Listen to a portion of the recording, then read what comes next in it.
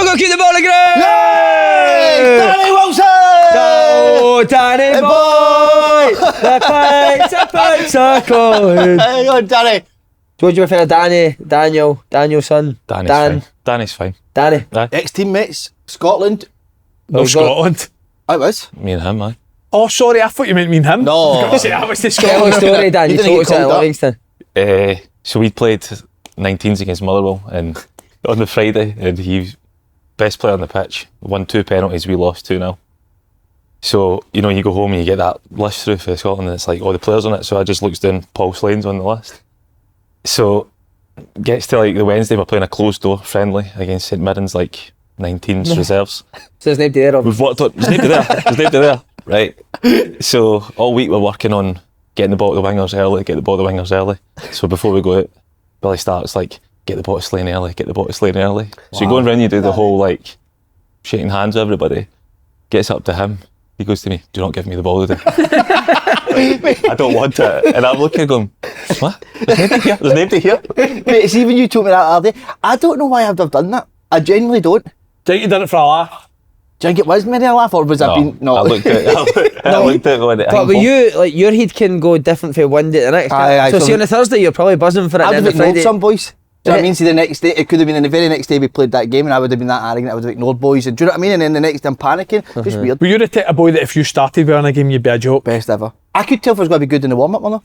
That's mad, isn't it? Could you do that? See when you've done the wee rondos in the warm-up, could No. you tell if your touch felt good? I know what you mean. Aye. I do You know could tell what if you're going to have a good game or not. Do you see, as a coach, would you look at the warm-up as, because quite a lot of people do this, look at the warm-up as how the boys are going to be? A lot of coaches use that on you if you've been sloppy. Have you in the been warm-up. sloppy in the Aye. warm-up? I'm like, quite "Oh, lax in a warm-up, are you? Aye, I don't need to touch the ball that much in the warm up just to like. I know, it's 'cause you play with Livingston, some. Oh, That's what He didn't brought his boots for us today. You're there on Saturday. Don't need to touch the ball. I don't need to like. I like him just try to get through it and just get the game started. But I know what you mean. Like a lot of managers, they'll look at it and they'll say they could tell for the warm up that things weren't going right and that. And I don't think there's much in it, to be honest. We're talking about coaching, Andy. A certain Paul Slane done a bit of coaching for you during the week. The feedback we've got, mate. For Maz or Dad? I showed you. No, Mum's, aye. I've showed you a couple of messages, haven't I? that's the most pressured corner in the world, though. That. Aye, that is definitely the hardest area So of the it's pitch. split- to Is take. it right next to the It's split into parents? 6 It's right next groups. to obviously the social club, and also everybody's watching Well, his okay. session. But I can, do you know what? I kind of Love thrive that. off that. Of course. You know what I mean? Well, I showed you the messages, mate. Apparently, you put on a masterclass on. Back in this Wednesday as well. So talk us through your session then, just so we can... Actually, one or chasing each other and try to grab the bibs. That was a cracker, but mate, some of the that was what was that? That was 7, 8-year-olds I had, and mate, they were unreal. I mean, I don't know where they maybe go when they get 16, 17. Where does that ability go? But anyway, that's a different conversation. But I had a coach at Celtic, a coach with it, didn't know what, would obviously you'd half the pitch, I would take one half up there, would never want to coach in front of the parents. So you'd always ask to go on the other Go on the side. bottom side, I enjoy it better. With the parents there. Think that is a pressure, coaching in front of parents? Nah, can't be surely. I know. Would you and Robbie half the pitch? No, you always have your designated group for the full time. But that's what I say, we have like the pitches basically in quarters, and so the group he took Wednesday, he'll just move an area of the pitch every Wednesday. Do you know what I mean? So you're taking a different group. I honestly think the Rangers are going, the Union Bears could start supporting player to pro. But I'm going to take some of them. just turned up at the training Well, centre. we seen an absolute masterclass with Davie, didn't we? That was brilliant. Mate, he's brilliant. Even with what he's done, just like the wee passes or play, whatever, he was right on, boys. I love that though. He never like it's just even a day before the game, it would be more relaxed. No chance, he's right on. But we said it actually on the Coop show on Thursday. The amount of players that he's brought for lower leagues and now are playing at the top level is incredible. Just shows you how good a coach he is. His enthusiasm is incredible, isn't it? It's brilliant. Like you say, you could come off it just because it's the day before the game, but he's like on everybody all the time. And some boys can handle it, some boys can't, but he just wants you to get the tempo, and obviously the pitch sometimes a wee bit sticky and whatnot. He makes sure that, like it's always done at game pace and, tries to get it so you're at that level. But, here's what you saw first hand. I was so impressed, Danny, with the full setup of the place. Unbelievable. Aye, I think so. I think like there's a perception for the outside that Livingston's maybe no got this and no got that, but like you go in and like the gym's brilliant. Yeah. You've got the area that the boys can kind of sit and have a laugh and that together. They've got like the hyperbaric chamber, you know, for boys to do the recovery and stuff. Ice baths all set up, so it's all there. Like before I went in and trained with them, I didn't, you know, I had probably the same perception as everybody else. But you go in, you've got all that, and then on the field as well, you know, you've got good coaching, not just for the manager, but obviously Chipper and Neely as well. Never seen Chipper coach a thing, but I'll take it. Mad how you meet people as well, different perceptions in it. Because Stevie made I just imagined that he would sit in his room for the full day with the curtain All black, shut, painted black guy. But he came up straight away and he was Brilliant guy. such a nice guy, wasn't he? Brilliant guy. You said the dressing room's brilliant though, eh? Dressing room's really good. A lot of guys kind of around the same sort of age, and you know, like it's different. Like sometimes you go into a dressing room and like before I was at Queen's Park, and I just felt really old in that dressing room. Whereas I go in and I've got like guys like kind of similar ages and whatnot, but it's a really good dressing room. Everybody gets on really well, and like we're on a good bit of form just now, so it's obviously a good place to be. Does that always happen? Because we've seen Davie, Chipper and the wee guy Neil in the shower together. They always do that. Strange. Well, Just one shower, wasn't it? Shouting us in. Any pet peeves just sitting and doing your nothing? I've got a couple of fan ones that are Just brilliant. co-comment. I've not got a name here for you to make it more exciting, but just probably co-commentators for me talking far too much. Right? You're hearing all that just constant stories. Derek Ferguson actually yesterday was doing a co-commentary for the Rangers game and it was a masterclass, just coming in and out when you need to. There's too many there's just too many co-commentators now for me.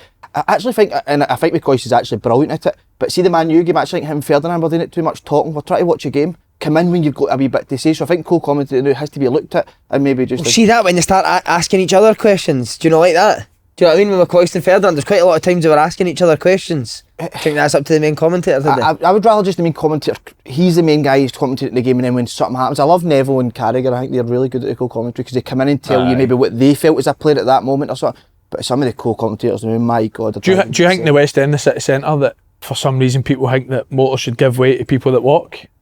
So they just walk across the road and expect every motor to stop? That does my tits in. Honestly, it's the worst ever in the West End and the city centre, mate. Is that you? Mate, see, Just cross the road, they don't look where they're going or nothing. Car parks. And see when you stop, they look at you as if, the fuck you doing? It's a road. For us, not for you. See the car park, mate. A car park in my co-op steps. People just walk fucking out in front. Aye. It's still a road. Wouldn't they walk out in the fucking M8 like that, would you? Actually been in the motor when it's Honestly, mate, just walk out. Driving in general is just a pet peeve for you, innit? Driving, mate. I hate driving. Mate, you should actually get a camera in when he's driving. And I'm I I fucking hate driving, mate, honestly. You've got to drive on as well, don't you? Aye, I hate when you give way to somebody and it's clear you're giving way to them, and then they stop and give way to you, and then it's just a standoff and you're just flashing the lights at You're each just other. like, in your motor, am I going or am I stuck? Aye, I hate that. Always like near, like when I drop my daughter off for school, there's like one road and it's just every day, it's just somebody pulls in and you're just sitting waiting on them, and I can't stand that. That's good. This is when you know you've got a good one. I like and these that phone's fans ones, sitting there mate. for pet peeves. Buzzing when somebody sent me this because it's fucking so good. Pet peeve for you, Si, relevant to the Super Bowl this weekend. Why the fuck are Scottish people pronouncing defence like defence? You're from fucking Aberdeen, mate, not Alabama. Yank pricks. That's so true. Defence. Aye. Boys in Scotland saying that. Aye, you do when you're talking about the NFL, you speak like that. This was another good one as well. When somebody gets a corner and the wee linesman stands in front of the ball. I just fucking beat that ball. But you move. Mixed calves. Seen that in football? Wee linesman just stands in front. You look like that. I've got that. No, yeah. No go till I tell you. What about Shut up, move. what about Kanye West in it? Oh, he lost the pot, God, mate. mate. We need him on here, didn't we? He's Amsterdam in the morning, mate, isn't he? He just got released for Celtic, didn't he? Kanye West has got a pint of Celtic, mate. He's had a porcelain mint. What about the caution his missus had on? Eh? Did you see the caution his missus had on? That's incredible, isn't I it? loved it, aye. I know, my missus walking about with a baggy fleece on, mate. His missus, do you know what I mean? And she put a TikTok up of me and I never even knew.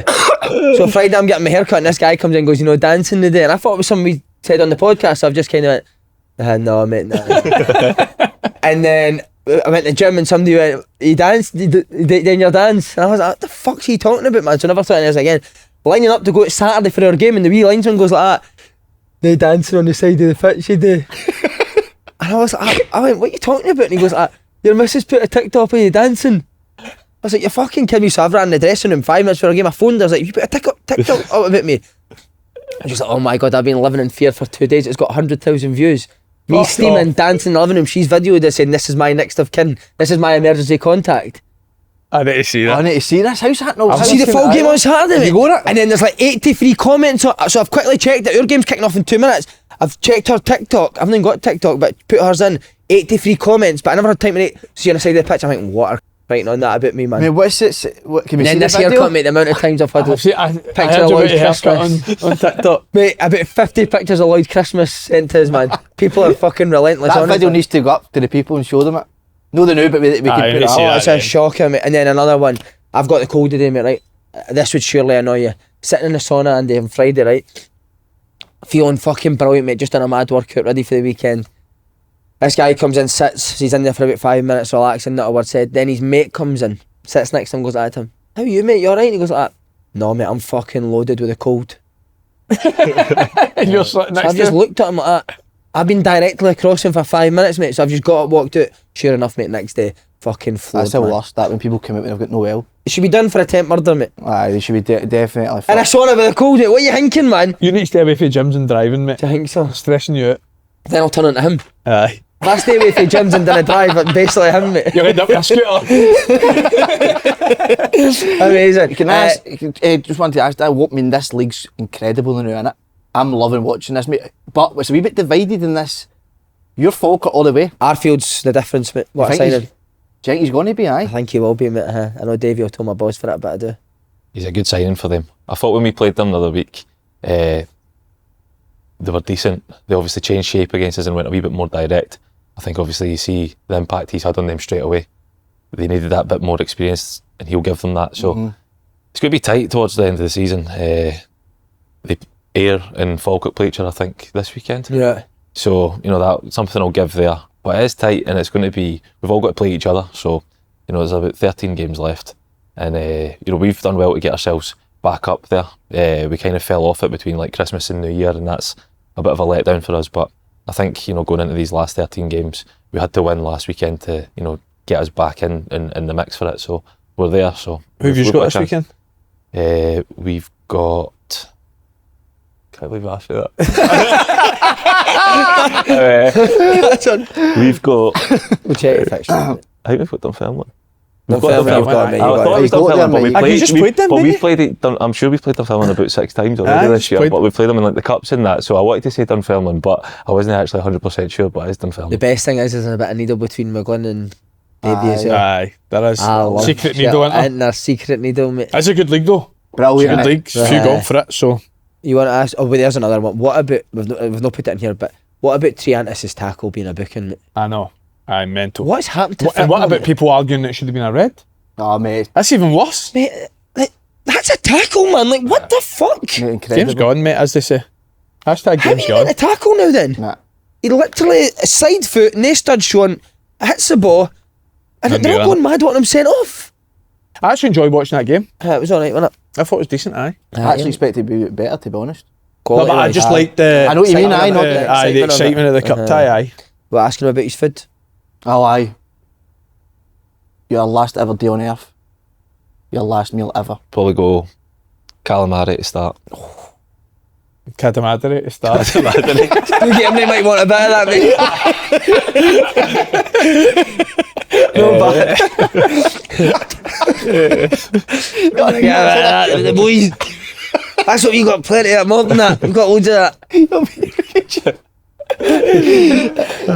Main, mate. What are you having a wee dip with that? A wee garlic meal? Garlic meat, aye. Oof. Breath humming Squeeze a before you lemon. die, aye. Brilliant. You're dying anyway. You squeeze a lemon on that? Aye, don't mind that, aye.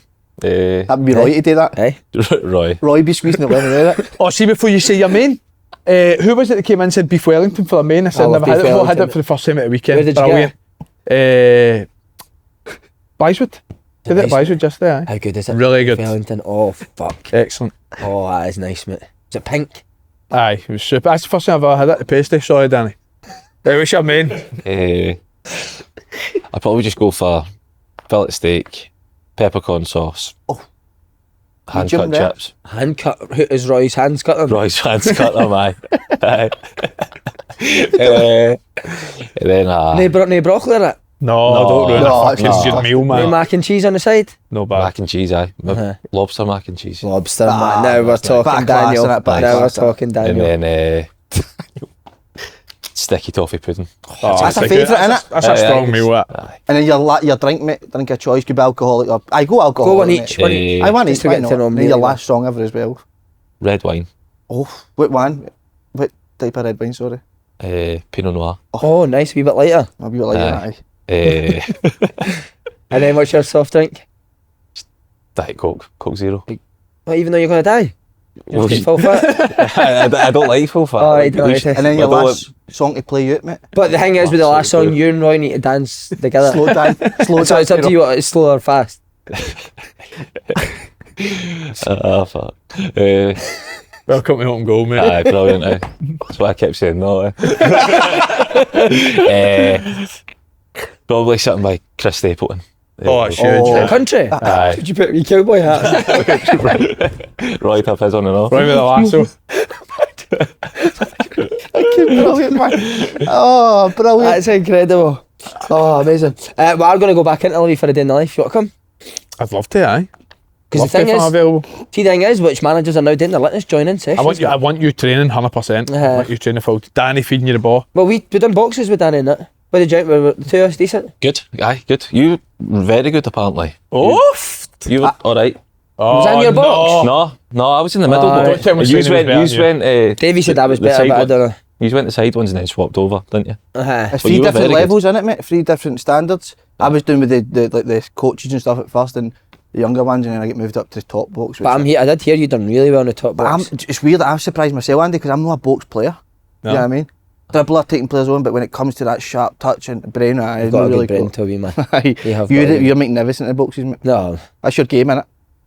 Aye, it is. don't know what my Do you game. think I was going to ask you after I watched the Morton one, do you think you could still play I could play low in league. no higher up? Don't think so. They're so fit as well, that's the thing. But nah, I don't think I could play. 37, mate. Old, done it. Maybe League Two. Maybe League Two. Be interested. I would once if I get sacked this summer. If you get sacked this summer, just for open goal, I'll try and play one more year and see if I can do it. Aye, that would be good. That would be good. That would be Should we good. film that? 100%. Uh-huh. Mate, I didn't. Why don't you do another Are you documentary? not and get him registered to fit? play for EK though, no? I could play for EK. I've been on the bench this year. You win the league early. If I win the high, I'll get a couple of minutes. You're on a bit, aye. Why don't we do another comeback for you? Part 2? Eighth comeback. Try to get 20 minutes this time. Fucking hell. That time, Callum Ferrie. You fucking walking on that pitch, man. I know. I was there, mate. I was videoing it, thinking he was all emotional. He's back. You've never seen him again. Fucking pageant, man. A day in the life of the two years would be excellent. I enjoy watching a day in the life, so. I would love to do a Motherwell one. Surprisingly, he's not Aye. let you in yet, innit? Have any word on is there any rumours about this job? Nah, When did we see? I've heard it's a foreign guy. somebody told us it was a Odds phone, on well, phone, two boy. people told us that. I've been told, and it's like fair right good. I've heard different, so we see who's. Have you? Well, I just know that I think all I've heard is the narrowed down candidates this week, and that's it. So, What we don't doing heard about- any names. What do you think we're doing about 5? Something like that, I'd imagine. I think they got a lot of applicants. I can't believe, honestly, for the life of me, cannot believe Neil Lennon's known for that job. I know, I'd love to see Lenny. I don't understand what's going. Whether he didn't want it or the clubs don't really. I just can't work out with his record. It'd be a good fit that, wouldn't it, Lenny with Motherwell? Aye, just seems Underdog right, type aye. tag. I think he'd do really Don't well. get it in at all. Tell you one team that is absolutely flying the clubhouse. Oof, what a Did you team. see their Instagram at the weekend? Mobbed. I know. Do you think everyone used the code? I think everyone is using the code, mate. So that we're saving people fortunes, mate. Love that. Well, this Wednesday's the perfect time to go in. And if you're not going to the game itself, Celtic Bayern, if you're not going to the game, there's only one place to go, the clubhouse. It will be jumping. And then obviously, is it the Sunday? Rangers against Hearts, 12 o'clock? Yep. That's That a is cracker. That's a cracker. Make sure you get yourself there. Sunday's the best day for I know people. who I going out, fancy in innit? that game. Oh, fuck. But as always, open goal viewers can get 20% off your food bill done. It's good, When you that. quote open goal, you and me, Roy, could go for a wee Sunday dinner. Fancy For the that. week Adam Adrian. So big a table at the link in the description box below. Big exclusive. Your man's going over for the vlog as well to the away game. Wow. Where? Munich. Munich. Oh yeah. So I'm praying that it's a good result on Wednesday, the home leg. You don't want to be going there if it's a doing or whatever it is. But it'll still be an incredible experience. But I know we're starting off topic, but I think it could be a long 180 minutes for Celtic. I seen Michael Stewart saying he thinks Celtic have got a right good chance. You see that? I think Bayern Munich, I honestly think it's a worse draw than Real Madrid. Yeah. I genuinely do, aye. Well, we are going to come to that, but there's only one place to start, isn't there? Oh, aye. Can right there, is it? How long are we taking on this? How shocked are you watching that yesterday at what's happening? Go on, Could you Dan, actually you've believe? checked his off, mate. When we feel like you're a voice for the Rangers fans. But was it Queen's Park last year as well? Perfect. Aye. I would give them a wee bit of credit at the start, Queen's Park, and then going to Rangers. I'll give them that. Aye. To be fair, they did well. They did exactly what You'd expect them to do. you expect them to do. Went there, made it difficult, and took the one chance that really came their way. Rangers, I still don't know really what they are when I'm watching them. I know they made a big thing. The manager was talking about 30 shots at goal, but they were off about 25-30 yards. There was probably one off the line for Hadji. That goes in, maybe it's a different game, maybe the game opens up for them, but I think when teams are playing against Rangers now, they know that they're not going to really be threatened in behind. Everything's going to be in front of them. I've got a lot of players that want to be making combinations and then shooting for 20 odd yards. I don't think that's really threatening for a team going there, and I thought Queen's Park were under pressure but comfortable within it. And it's just a massively disappointing result given the fact that this was Rangers' last real chance at a trophy this year, and it's really disappointing. Who takes most of the blame? Manager, players, obviously a collective, but I mean 28 shots on goal. Even if there isn't tactics in the style of play, the Rangers players should be able to go and beat Queen's Park now. Aye, Definitely. but again, that comes down to no having a style of play that game for me again. Yeah. And I think Clement said after the game, didn't he? Says you could have a different manager, it'd been the same outcome. I really don't think it would. I watched the full game, and Rangers played with zero urgency until they went 1-0 down. And this is what I was saying this to my mate when I was watching the game with me. It's like, see that urgency that Rangers are playing with now at 1-0 down? That's what Celtic did for the first minute. That's why they go and blitz teams in the first 10-15 minutes of game. And that's why opposition teams will say there's a massive gulf between the two of them, because it's so much harder to play against Celtic. But you watch it, Queen's Park, like it says, clear game plan to sit, frustrate Rangers, low block. And see, because they don't get touches of the ball, Hadji, Cherny, Nigaman are playing centre mid to try and get a touch of the ball. There's no But structure. see, if you're a manager, right, I think you're going mental there. Yeah. That's why, like, when you watch Celtic, like Maeda, Kuhn, Ida, whoever it will be, will stay in their position because they know that with their set rotations and they're good players, they'll get them in good areas to go and affect the game. Whereas Rangers have always been a moments team. They just rely on quality within players to break somebody down. That's why Cherny has been a standout in certain times, because he can just make something happen. He can unlock a door. But it was an awful watch. Rangers were abysmal, honestly. There isn't a lot of successful teams that play like that, is it? Like Andy says, that players just run about basically anywhere if they want to go and get the ball, is there? No, not at all. So I wanted to ask you, you played Queen's Park a couple of weeks ago, you drew obviously in the 90 minutes. When you played them, did you see anything in them that they could have hurt Rangers at all before the game?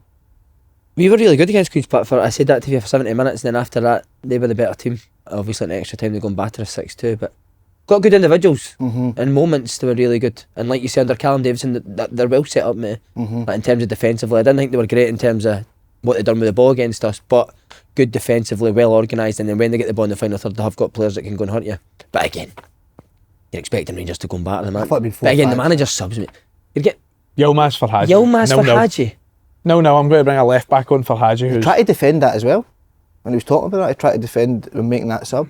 Obviously, didn't want to see managers getting sacked, but is it time for that Clement goes? It's got to go. You can't be weird. What is it? 10th of February, 11th of February of the day, start of February, and domestically the season's done. I mean, the only thing you would say is Europe, what he's done in Europe. But if you're not beating Queen's Park at home, I know they've done well in Europe. I can't see how they're going to do it in Europe with that result. Do you know what I mean? But he can't be a Rangers manager at this time of the season and the domestically it's done. No way. But then, who do you bring in at this stage of the season? When you're talking about that structure and the style, the boy Muscat, I know he's been spoken about a lot, but when you see his teams and what they've done, they seem to have that now. I can't remember the game. Did a podcast not long ago. We said that I think everyone's just kind of accepted that Clement's going to be here to the end of the season.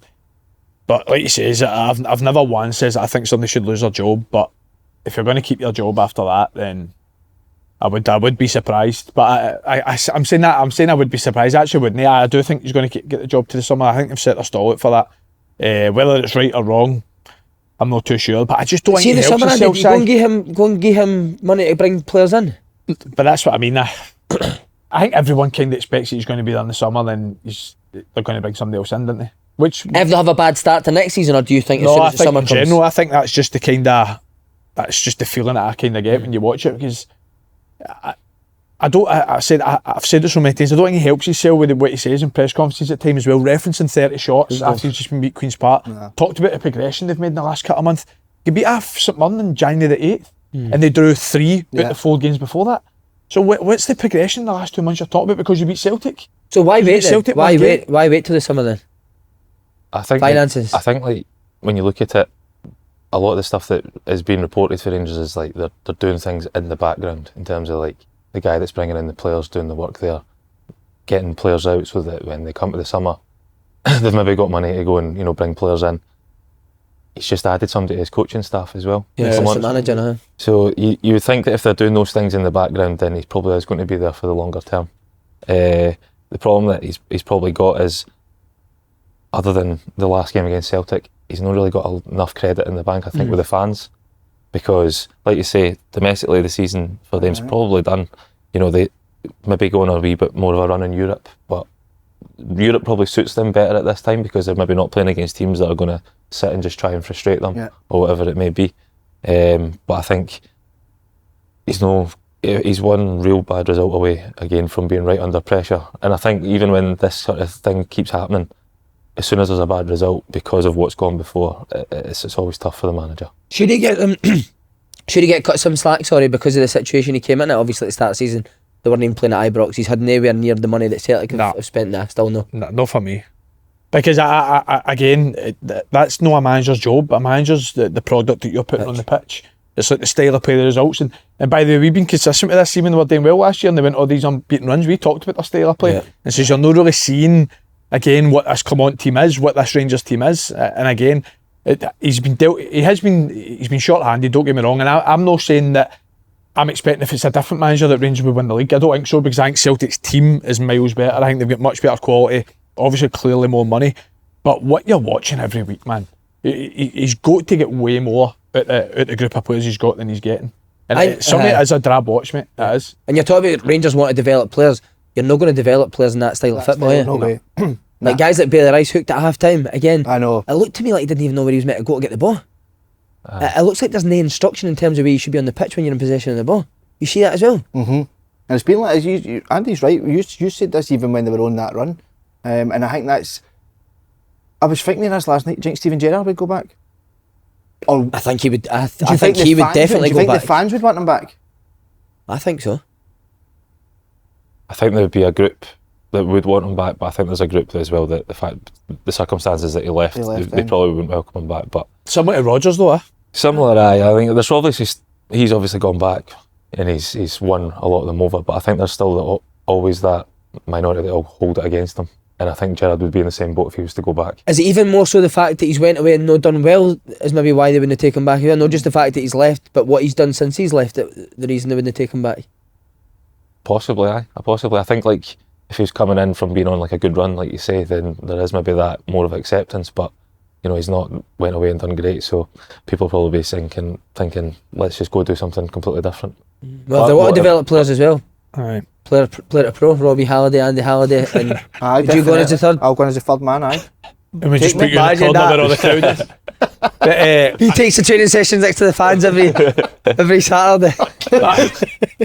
Queen's Park, they deserve so much credit for how they played, how they defended. Again, Callum Davidson got it spot on, because I think he knew with the way they try to play that they're just going to force Rangers wide, and what Rangers will do is they'll just swing cross into the box. And that's exactly what happened. And Queen's Park dealt with everything they threw at them. Again, you touched on 30 shots, but no many in terms of clear-cut chance, and they'll get the penalty in the end. But Andy, what about hefty defending? I know, it's so How many games has that been though this season he's done stuff like that? But why isn't anybody close to the guy in the box? When Why it have comes, Queen's I know. Park got...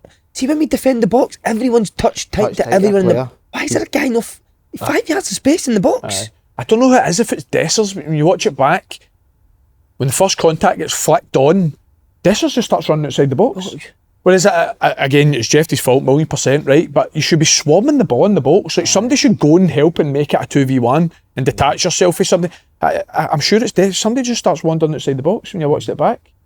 But, again, Queen's Park deserved it, mate. I thought the way he defending that was excellent. Well, he was brilliant as well, wasn't he? Ferrie. Brilliant, aye. He's a really See, I've seen people going, Tav's got... I think it's a great penalty. A great save. It's an unbelievable save, mate. Nah? Brilliant save. It's a great save. Callum Ferrie, when I was there last year, he kept us. I went in there in a tough kind of spot in the league, and single-handedly he kept us up. He was that good a goalkeeper. Did he, So see, we played them at Hampden, and we got a penalty against them, and Stevie he missed, but he hit the bar. But like when Cal's in that situation against penalty, I always fancy him.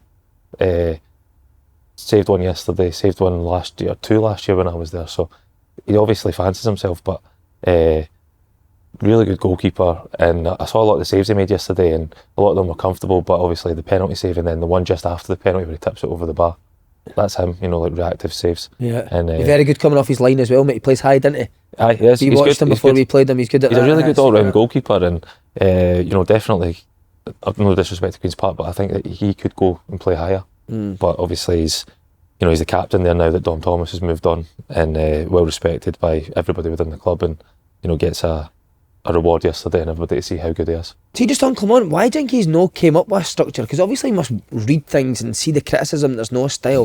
Why is he still doing? Why is he still allowing players just to wander about? Has it no changed though? As in, I remember at the start of the season it was very direct. Yeah, that's true. Are they no? They do play a wee bit more, don't they? They'll try and play. I think they've tried to play. But again, though, is that not just a case of a manager's just saying, I want us to play a wee bit more? But Like, how are they playing? Do you know what I mean? What's their set rotations that they do all the time? I could go through all thirds of the pitch and I think Oyes could say exactly what Celtic try and do. Like I couldn't. Could you say what Rangers try and do, even though they've played? Well, if a you wee look at bit more? Celtic's 2-8s, mate, in the build-up, they try and pull it in the wider areas, don't they? The wingers stay high, and then in the forward they run into these spaces. What do Rangers What does Rangers midfield 3 play? What are their movements? Try and get on the ball. Just go and try and get on the ball. Just go and try and get on the ball. Again, that's my thing about them. It's Aye. I do agree with you. I don't think they're as direct as they used to be, but again, there's no set way. It's just he's saying like just play it. Just play a wee bit more. Aye. But again, surely when you hire as assistant manager, you're thinking, surely this guy will be the guy to come in and coach them and put them into a structure and give them a setup. Like, what else has he been brought in for? Surely that's what he was brought in to do. I don't know. You don't know. Like, I don't know what they're being told, but it looks like you say there looks like nothing. When you watch Celtic at the weekend, they've always got somebody threatening in behind. Like what surprises you most about Celtic is everybody thinks they're this team that's pass. If they can go in one pass, they go in one pass, and it's not just that. Like that, if you're playing against them, you're always worried about that one that you're switched off to. I don't think Rangers carry that threat. They don't have somebody that'll run in behind. They all want to defeat. They all want to come and link with each other. But if you're playing against that, you're quite happy if you're just sitting in a block for them to go and play those passes in there. It's when, as a defender, you hate it if you're running back the way all the time. And I'm not saying they have to play every single pass in behind, but at least have that threat. At least have someone making that run, whether that's your centre forward, whether it's one of your wide men. But when it's all in front of you, when it's all congested, it suits teams. The thing for Callum Davison, when he's had success, is usually played a 5. Yesterday they played a 4.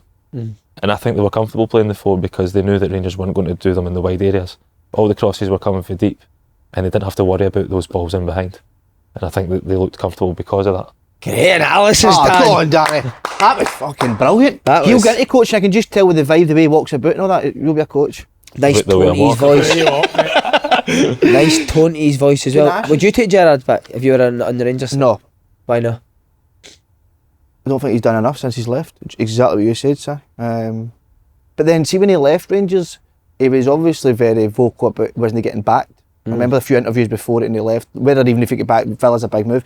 But he was, see if he was to come back, he would need to get backed, and I don't know if Rangers are in a position where they can do that. Do you think if they keep Clement to the end of the season, though, do you not think it could become real toxic, though, at Rangers games, home games, the way that result was yesterday? If they had to keep him at the end of the season, do you not think every game sort of leading up to that, it could be it'd be toxic now, wouldn't it? So do you not feel that they might need to get rid of him? Well, Rangers staged a protest a month ago, mate, and Rangers fans booed the Union Bears for staging a protest. Again, I said it at the time, I felt it looked like a vote of confidence for the manager and the board. And then Philippe Clement says after the game yesterday that he knows that he had the support of the fans before the game today. Again, I touched on it, things like that probably affect that. So I'd be surprised if he's, some of the ones that booed the Union Bears haven't changed their mind or changed their opinion on it. But again, Rangers, the only thing for me is I'd be very, very surprised if the attendances stay the way they are domestically. Because I think people will just stop going to the games. But that's And where then I feel they when need it to gets get to somebody that in. point is usually when Would you Roy take it? He probably would. Have you got his number? Hodgson. No, No, I I don't have his speak to number. him no. anymore. Would you take Hodgson? Well, so what would be the reason for getting him at the end of the season now? Is it financially maybe not got the right guy in place they want to now? I don't know, but as I said there, I think that to me they must get somebody in now and get him out, because I think it's going to be, as Andy said, attendances could drop. It could be a toxic atmosphere, and especially now you've got Europe, they've got to go all in with that. And if it's not the right feel with the crowd, then nah. But could Europe be a part of the reason why he keeps the job to the summer? Because he's done quite well. He has in done brilliant in Europe, isn't he? Getting away, as in where he's finished, the top 8. So, but I just think I don't know. I would get it. I think like Rangers always want to be judged on what happens domestically. So I think when they have runs in Europe, it's great. They're great nights that the fans have and stuff. But I think they would all probably prefer to be winning league titles and winning cups. Competing like at least, Danny, do you know what I mean?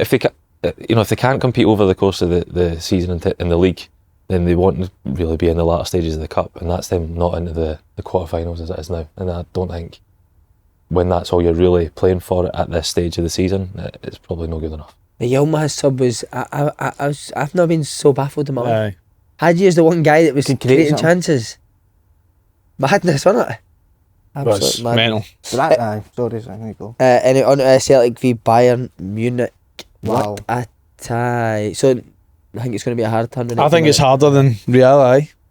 Harder than I just Real, think right? that Real are the type of team, I was saying this to you in the car, I think Real are the type of team that they can obviously blitz you, don't get me wrong, but they can go 2-3 up and start knocking the ball about. It's like the old Ollie, you know, 300 passes and playing it out for the back. I think Bayern are the type of team that just try and score every time they attack. You had a good point about Real Madrid. Why you think Bayern? Well, It's more I difficult. think that with Real Madrid, with the players that they've got, Vinicius, obviously, Mbappe, Rodrigo, Bellingham, I think the players can just kill in a second. Whereas with Bayern, obviously, they've got top players, Kane, Musiala, but I do think they're more a possession-based team. So if you can get sort of in a good sort of shape of your team, they might keep. I was even watching them on Friday night there, full 90 minutes against Werder Bremen. Good for you. What was the score? 3-0. They 2 won. penalties to Kane. Again, I mean, the amount of penalties that guy scores. But listen, still scored them. What would they score against Callum Ferrie, the bastard? But what they were actually doing the other night was Kimmich kept throwing in and almost looked like a back three. 2 full backs bombed on, and then our 2 wide players came in. That's how you coach. And so Kimmich was dropping in to make a back three. Centrally, or did we Back three. drop to the Right. side? A back three. Back three. So they were doing that. Centrally, is like deeper than the 2 centre backs. No, he was coming out to the right. Oh, so he dropped to the Aye. side, right? I'd say that was more a false full back position there. Well, that was the argument you could have, but I would say a full back maybe go out more wider. Listen, Hey. tit for tat in it. So, but with that side, that the position, so individually, I think Celtic can get it at the left back. We Guerrero, Alphonso Davies usually plays there. I mean, he's outstanding. He's been injured for the last month. He's not going to be fit to play. Guerrero, technically very good player, but I think Kuhn, that's where Celtic can get a lot of joy at that wee guy there for that left. I mean, as I said, technically left-footed, very good, but I think Kuhn can get the better of him defensively. Obviously, Celtic got big results away at Atlanta, playing that sort of lower block, maybe trying to hit the counter. Will they do that at home against Bayern Munich? Yeah. Jinx so? Well, that's the joy what I've seen. Feyenoord done it at home, beat a couple of weeks ago. They beat Bayern 3-0, doing that and hitting it on the counter. I think it'll be similar type performance. So if you're playing like that, again, does that change your team selection? Does that change who plays as the 3 in middle of the pitch with Engels or Bernard? I know Bernardo came off, but I think he's going to be alright. And then also Trusty skills, who defends the box better out there too. I think it'll be Trusty will play. I think it'll be the same sort of midfield as in Engels, Hatate and McGregor. I think that will be the same.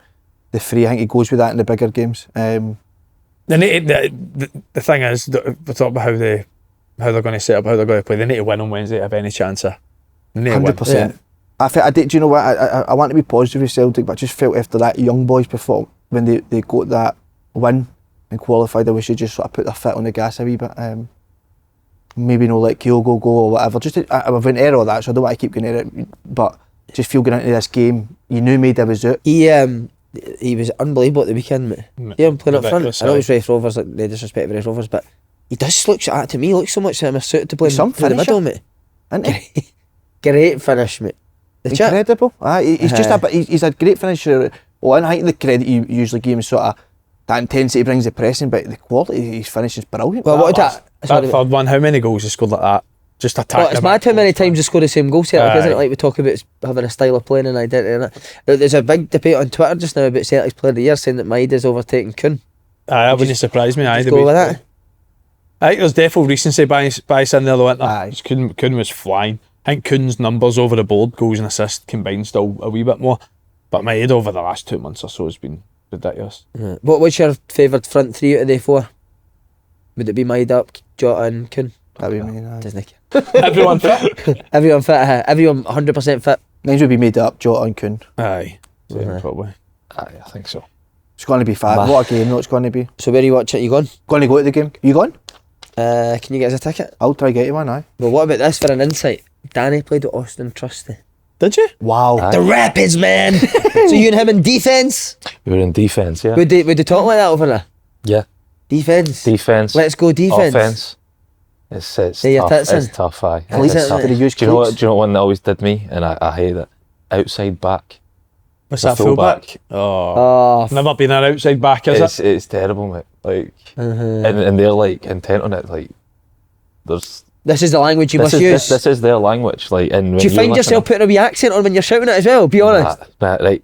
So I used to always struggle with this, and I used to hate it, right? Because like I would always be like, see if I was talking to my mates for back home, they're always on you, like say, oh, that's definitely an American accent you've got there now. But I was lucky because Sam was there, so another Scottish guy, and we sat in like next to each other in the dressing room. Sam Nicholson. Oh, Nicholson, right? So we played for the same team, and it would always be like if he would be talking to somebody, because I hate repeating myself, right? You what? Aye, very good. Damn big man, you're sharp. So we would you do change the way you speak it, just like subconsciously. And he's like talking one day, and he was like saying something, and he was talking about something, and he was like, "Oh, I really like this candy," and I'm sitting there like, "Hey, I'm not speaking to you." Candy. And he just but he said it, and he knows I'm watching him. And you could just see he just died inside. Oh, he's died inside. He's like, I hope he's not there. I turned around and I was like, I heard that, mate. What? Like, Candy. like, candy, how bad's that? Eh? That's creepy, man. The candy, innit? That's creepy. What about, did you trash or not? Trash, aye. It's hard, like my daughter was born there, so she lived there for 6 years. So that's all she knows. So when she still like talks about stuff now, so she goes to school here now, and I've had to like tell her some stuff. I'm like, you can't talk like that when Nah, you you get your dinner money taken off you. Like that, and it's such a shame for her because like she's just like, what? That's the word. But she's like, yeah, to put something in the trash and all that. And it's hard. But you have to like adjust when you're there. And like I say, like the worst ones were like outside backs, and I can't even remember. There was another few. But what if they're slaughtering each other? What would they call? What would the names would they call each other? Is it douchebag? I knew you were going to say that. Is it douchebag? Douchebag. There'll be a few bitches, surely. Bitches, aye. Player spittle. Aye. I heard about that one. Brilliant. That was good, aye. Nah, they don't really, like, there's a lot of, like, players for, like, all different countries and stuff like that, so, like, it's not just all, like, American stuff, but, like, when you're in the stadiums and you're, like, getting stuff for the stands and stuff, like, when you've had abuse here and then you compare it to, like, over there, like, you just can't even compare them, like, just some guy just standing there with a beer saying, "You suck, man." And I used to always get, and it's not even like offensive, I used to always get Castaway. Hi, Tom Hanks. Just someone shouting Wilson at me for like 90 minutes. That's Terrible, isn't it? Like, terrible. Yeah. So, I never used to notice it, but I only noticed it, when they changed the rules and it was like, you can go into your box to get the ball for goal kicks. Yeah. There's like a break in play and this guy's just like, getting redder and redder in the face shouting Wilson, but I didn't even realise, like, I'm even thinking that that's what he's shouting at me, and I just turned around and he was like pointing at me, "Wilson." I was like, but why? Like, what was suck, man? why? What was the relevance to you being Wilson? That's his second My name, mate. Of course.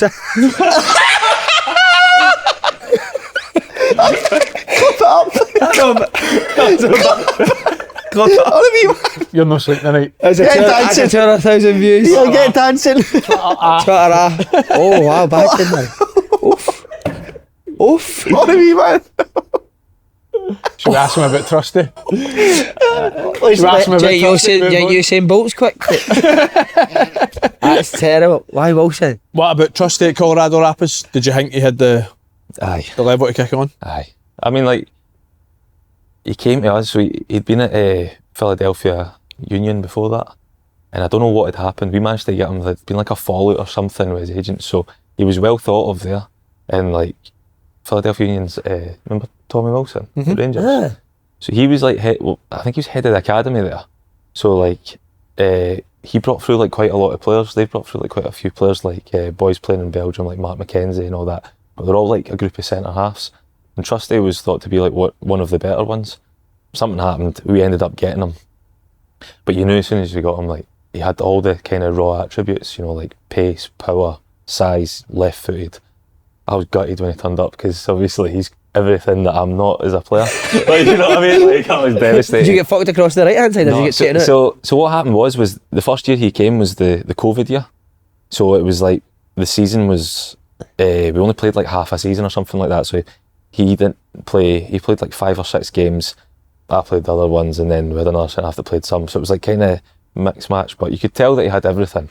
And then the second season, I did play on the right and he played on the left because we used to do it, our right back would tuck in, I'd go in the middle and he'd go left and we'd build out in a 3. Right, like it. And he was good with the ball, but he got better and better as time went, and obviously physically he was still developing, he got better and better, and we knew we weren't going to hang on to him for long. The team I was at are owned by the same owners as Arsenal, so that's why he's ended up going for us to Arsenal. I think the idea was that he's a good player. If we can go get him on loan somewhere, he'll either come back to Arsenal a better player or we'll be able to sell him on. And then obviously he went, I think he played nearly every game for Birmingham after that. Yeah. And then they've sold him on to Sheffield the year after for a good bit of money. See that COVID year you were talking about, was that the years you saw stayed in the bubble in Disneyworld? Aye. Oh. That must have been What is that? real, man. So- you stayed in the bubble, didn't you? So the games obviously got stopped like whenever everything else did, and then for some reason there was a big push for the guy that's in charge of the league to get our league started quicker. But the only way they could do it was because of the testing and all that, was to send us all to Florida, and we played at the ESPN World. Mm-hmm. And we ended up all the teams were staying in a hotel, and you had to stay there basically till you got knocked out the tournament. And it was just it wasn't a mess, but it was there was only a certain amount of pitches. So see, when you wanted to train, you had some teams were training at 9 in the morning, and you had some teams were training at like 10 at night. Right. Oh my. And was it the same for games? It was like games were like 9 kick-off and that? Games were like kicking off. Some games, because of like the heat of the day, you couldn't play a game at say like 3 o'clock because it's the hottest point in the day. So you would have games kicking off at like 9 o'clock, one at 11 o'clock. There would be nothing until like 8 o'clock at night, and then you'd have a game at like 10 at night. And it was like I felt bad. I got sent off in one of the games, right? And No daft, does he? aye, and then, but this was like, I got sent off, and I've walked back to the cabin, and because it was just like huts, because you couldn't have like changing rooms, so you had like hut cabins. So I'm sitting in the cabin, and there's a delay on the TV, so the game's going on, and I just hear the door opening behind me. Our captain's been sent off as well, right? So there's about 20 minutes left, and like boys are hardly trained because it's like COVID and this, that, and other. The referee added 16 minutes added time out.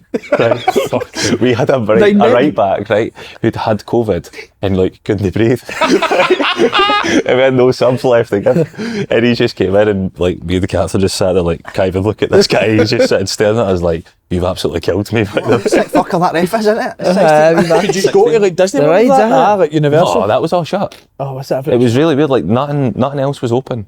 It was like the Goofy costumes and that is still there. That was that tournament I went to with Rangers. Aye, Florida, I was there. SpongeBob. Aye, SpongeBob gives the trophy for winning it. Fuck off. Wait a minute, what? Was it money? That was unreal. Was that money? It was the same place. So see, was when it we played the second game, that was that ESPN World. So we were like there the same time, and the NBA started after us, I think. But it was like they were in like we were in the crap hotel and they were obviously in the good hotel, and it was just like they just were desperate to get it on because they thought if they could get it on the TV, they would get money. Like they would get the money for like broadcasting because there was no other sport on at the time. Right. So we've played 3 games, knocked out, and then the team that ended up winning it, they got like a place in like the Champions League as part of it. But it was like nobody really wanted to be there.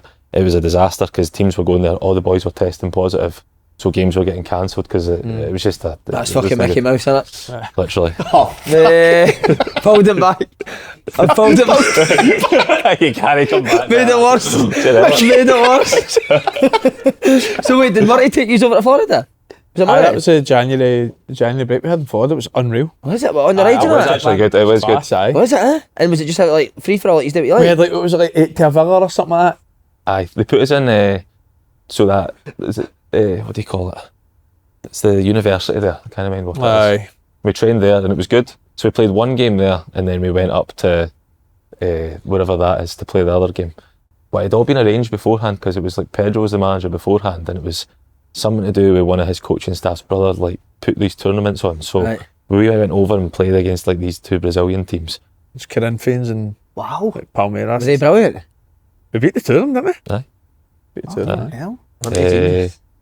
But And then you got the Sophie Fate. Did we not win it, but we were back in Scotland when we won it or something like that? Aye, so it was a weird tournament. So it was like we played 2 games, but then there was another game later in the week. So we didn't find out we'd won it until like we got back. But we're doing like the team photo before one of the games, and I still get fucking tagged in the picture all the time. And it's like the whole team line, and we didn't know at the time because obviously you're standing with your back to it, and you just like SpongeBob's on this side, and there's someone else on this side. It's like all the comments are like SpongeBob, what a servant. Oh, that's unreal. Have you spoke to Trusty since he's came to Glasgow? No, so I think it was quite well known. Before he went to Sheffield United, Rangers wanted him. Right. And I spoke to him then. To try and get him to come. Just not to try to get him to come, but just to try to obviously see if there's any truth in it and just like have a... somebody had asked me about him, obviously because I'd played with him. When out the link, I was SpongeBob. And I just had spoke to him just to say like, do you mind if I like speak about you? Like, I'll obviously tell people how like good you are and this, that and other, but I don't want to speak about somebody, you know, without like, you know, letting them know. So so I thought he was going there, and then when I found out he was going to Celtic, I didn't speak to him.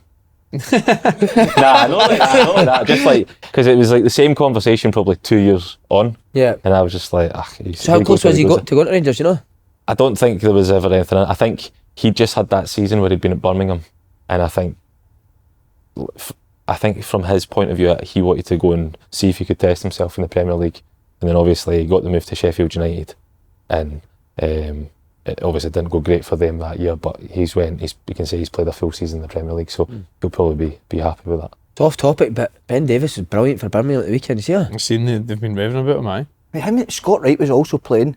It was like a legend. It was like a Celtic Rangers Legends game. It gets played in Berlanark, mate. Aye, wasn't it? So many of them. Kieran Dow as well. I'm surprised Kieran Dow's just went Arts straight in Cochrane. Arts. Cochrane, aye. Dykes as well. Livy, I know he didn't play Celtic Rangers, but Livy. See about his goal? What a strike that is. Some strike, aye. Mental, innit? Right then, mate. Big Ben Davies was absolutely bossing it, mate. He looked as if I always thought when he played football as if he didn't want to play football up here. I always had that feel about him, innit? Bit harsh, but I don't know. Yeah. Right, Paul. Give us a wee look at what... It's a lovely look they do, innit? Looking sense. The all black look. Be Les Batters been to be inspired, man. Be inspired. Andy, what do you think? Official You're looking clothing very well, partner. We did that plus. Do you think you're happy with me always being there? So But you're not in the camera now. I'm a sorry guy. Sorry. The newest collection of kit has landed. And this one isn't a miss, Paul, featuring new colourway and their icon styles such as the Hummels tee, the closer quarter zip and Hartley crew neck. Really good. Paul, with this drop you're guaranteed to look class, whether on the way to work, know that you work, or out for drinks. You can shop their new range online at beinspiredclothing.com and in-store at Glasgow, St Enoch, Dundee, Overgate and Leeds. Just dance a wee bit for us. Come on, just a wee dance. Come on, just a wee. I've just stood here for 5 minutes. Well, pretend you're having drinks. Just pretend you're having drinks. Or you're at your work. Grab the mug. Go, just pretend you're having drinks. Get the badge. Get a badge on. the fuck's happening here? I've been inspired done it. And just for our open goal listeners, we're giving you 10% off your first online purchase. Simply use code GOAL at checkout. It's our way of saying thanks for tuning in. The link to score yourself some new gear is available in our video description. You're looking well though. Thanks, mate. That was an Even uncomfortable minute. Corcoran are on the Wings challenge, so that'll be last night when this goes out. They were looking The good in their story's gear. brilliant, isn't it? Amazing, mate. The story is absolutely amazing. Right, lads, this week we've got a very important campaign to promote called Mind to Mind from NHS Scotland. Mental health, something that's been discussed frequently on the show, whether by us or our guests, so we understand the importance of knowing you're not alone when you're feeling a certain way. If you're going through a difficult patch or are feeling overwhelmed, anxious or lonely, it's important to remember that help is available. The Mind to Mind website features over 30 videos of people talking about their mental well-being challenges in a bid to help others who may be going through the same. The site, hosted on NHS Inform, covers topics including dealing with anxiety and panic, coping with money worries, handling stress, feeling lonely or isolated, lifting mood and moving through grief. Each contributor shares practical advice on what has worked for them. Lads, we've probably all suffered through some of the issues listed there at some point in our lives. How important has it been to talk to people through the tough times? Definitely, mate. I think when you maybe are having the tough times, sometimes we tend to just sort of shy away or hide away from the world or with people. I think that's the worst thing you can do. So definitely when you maybe got the troubles or stresses, whatever it is, that you go and speak to people, you get out there, because usually that other people will be suffering as well, do you know what I mean? And you can speak to them and they'll help you through it, so definitely do not shy away at all. I think that happens to me quite a bit. I keep things in quite a lot. I think Any worries or anxiety that I have, I'll keep it in. It's the worst thing you can do, mate. But then, like you say, when you speak to somebody, it's mad how better you feel after. I think that's grown up in a football environment as well, where you're taught to no show emotion and no give that opposition a yard by showing that you're frustrated or whatever. But like you says, it's so important. And it leads to a million other problems when you don't speak. Other problems start to develop, so make sure you're out speaking to people and get the help you need. But the website also provides practical advice on how to deal with life's ups and downs, and signposts where people can access further support.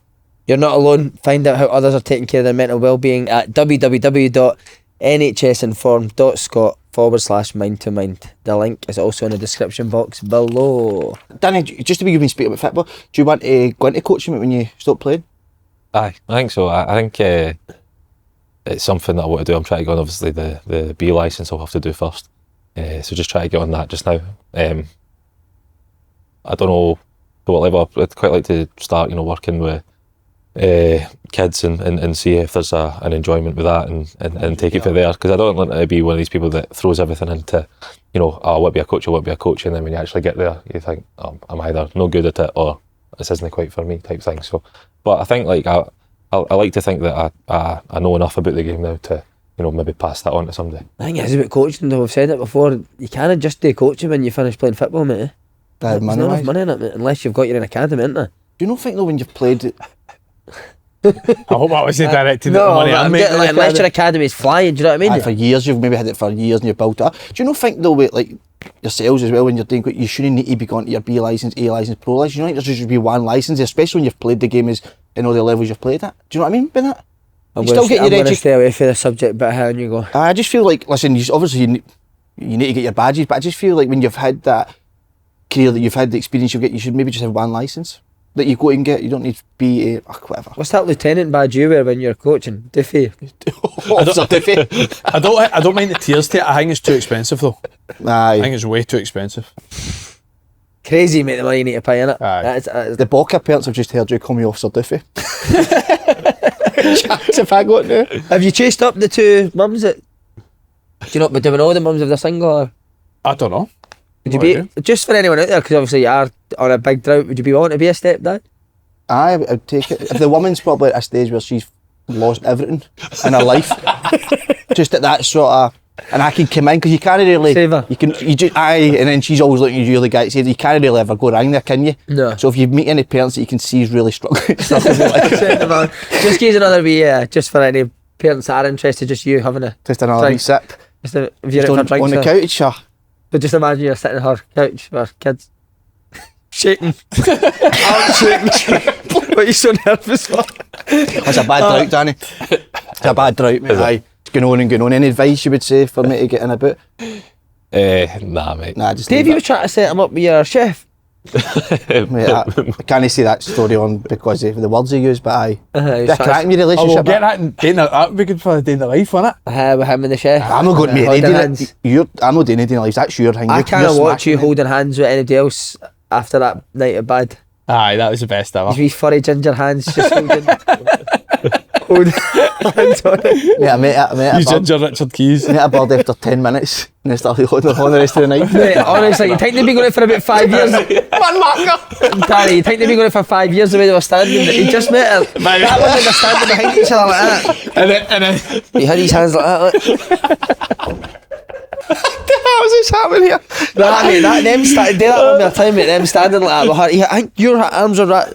Andy, I like that. Yeah, I put my head there. See that? That was a bad scene, that. While our brother was watching. Oh, that's the best ever. Oh, so by the I've way, got pictures of that. it's time Aye. for Have the... you ever thought you're fucked because Oh, I'm done. One day that's going to be outed. That Needs to be. picture's going to hit social media. It's a one day. live show. No, fuck. That's a live show. By the way, it's time, innit? Main Danny's man's career. Yes. Take it away, Si. What a career as well. Brilliant, mate. Absolutely brilliant. I remember, I'm just saying, when we were growing up, he was always the player that you were like, he's going to go to the top. We were in the same youth team, Rangers. What do you mean? Oh, wait, huh? And Pally? Danny was always the one that was, if Aye. players are getting moved up, it would be you 9 times out of 10. So what age were you that guy, like straight for the off? Are you always the one that everyone thought was going to go and be go and do stuff in the game? It's funny, like they two saying that because like I don't think that I ever felt that way. You know what I mean? Like I always felt that obviously we were in like same age group as the ones that were getting pushed, like John Fleck, same age.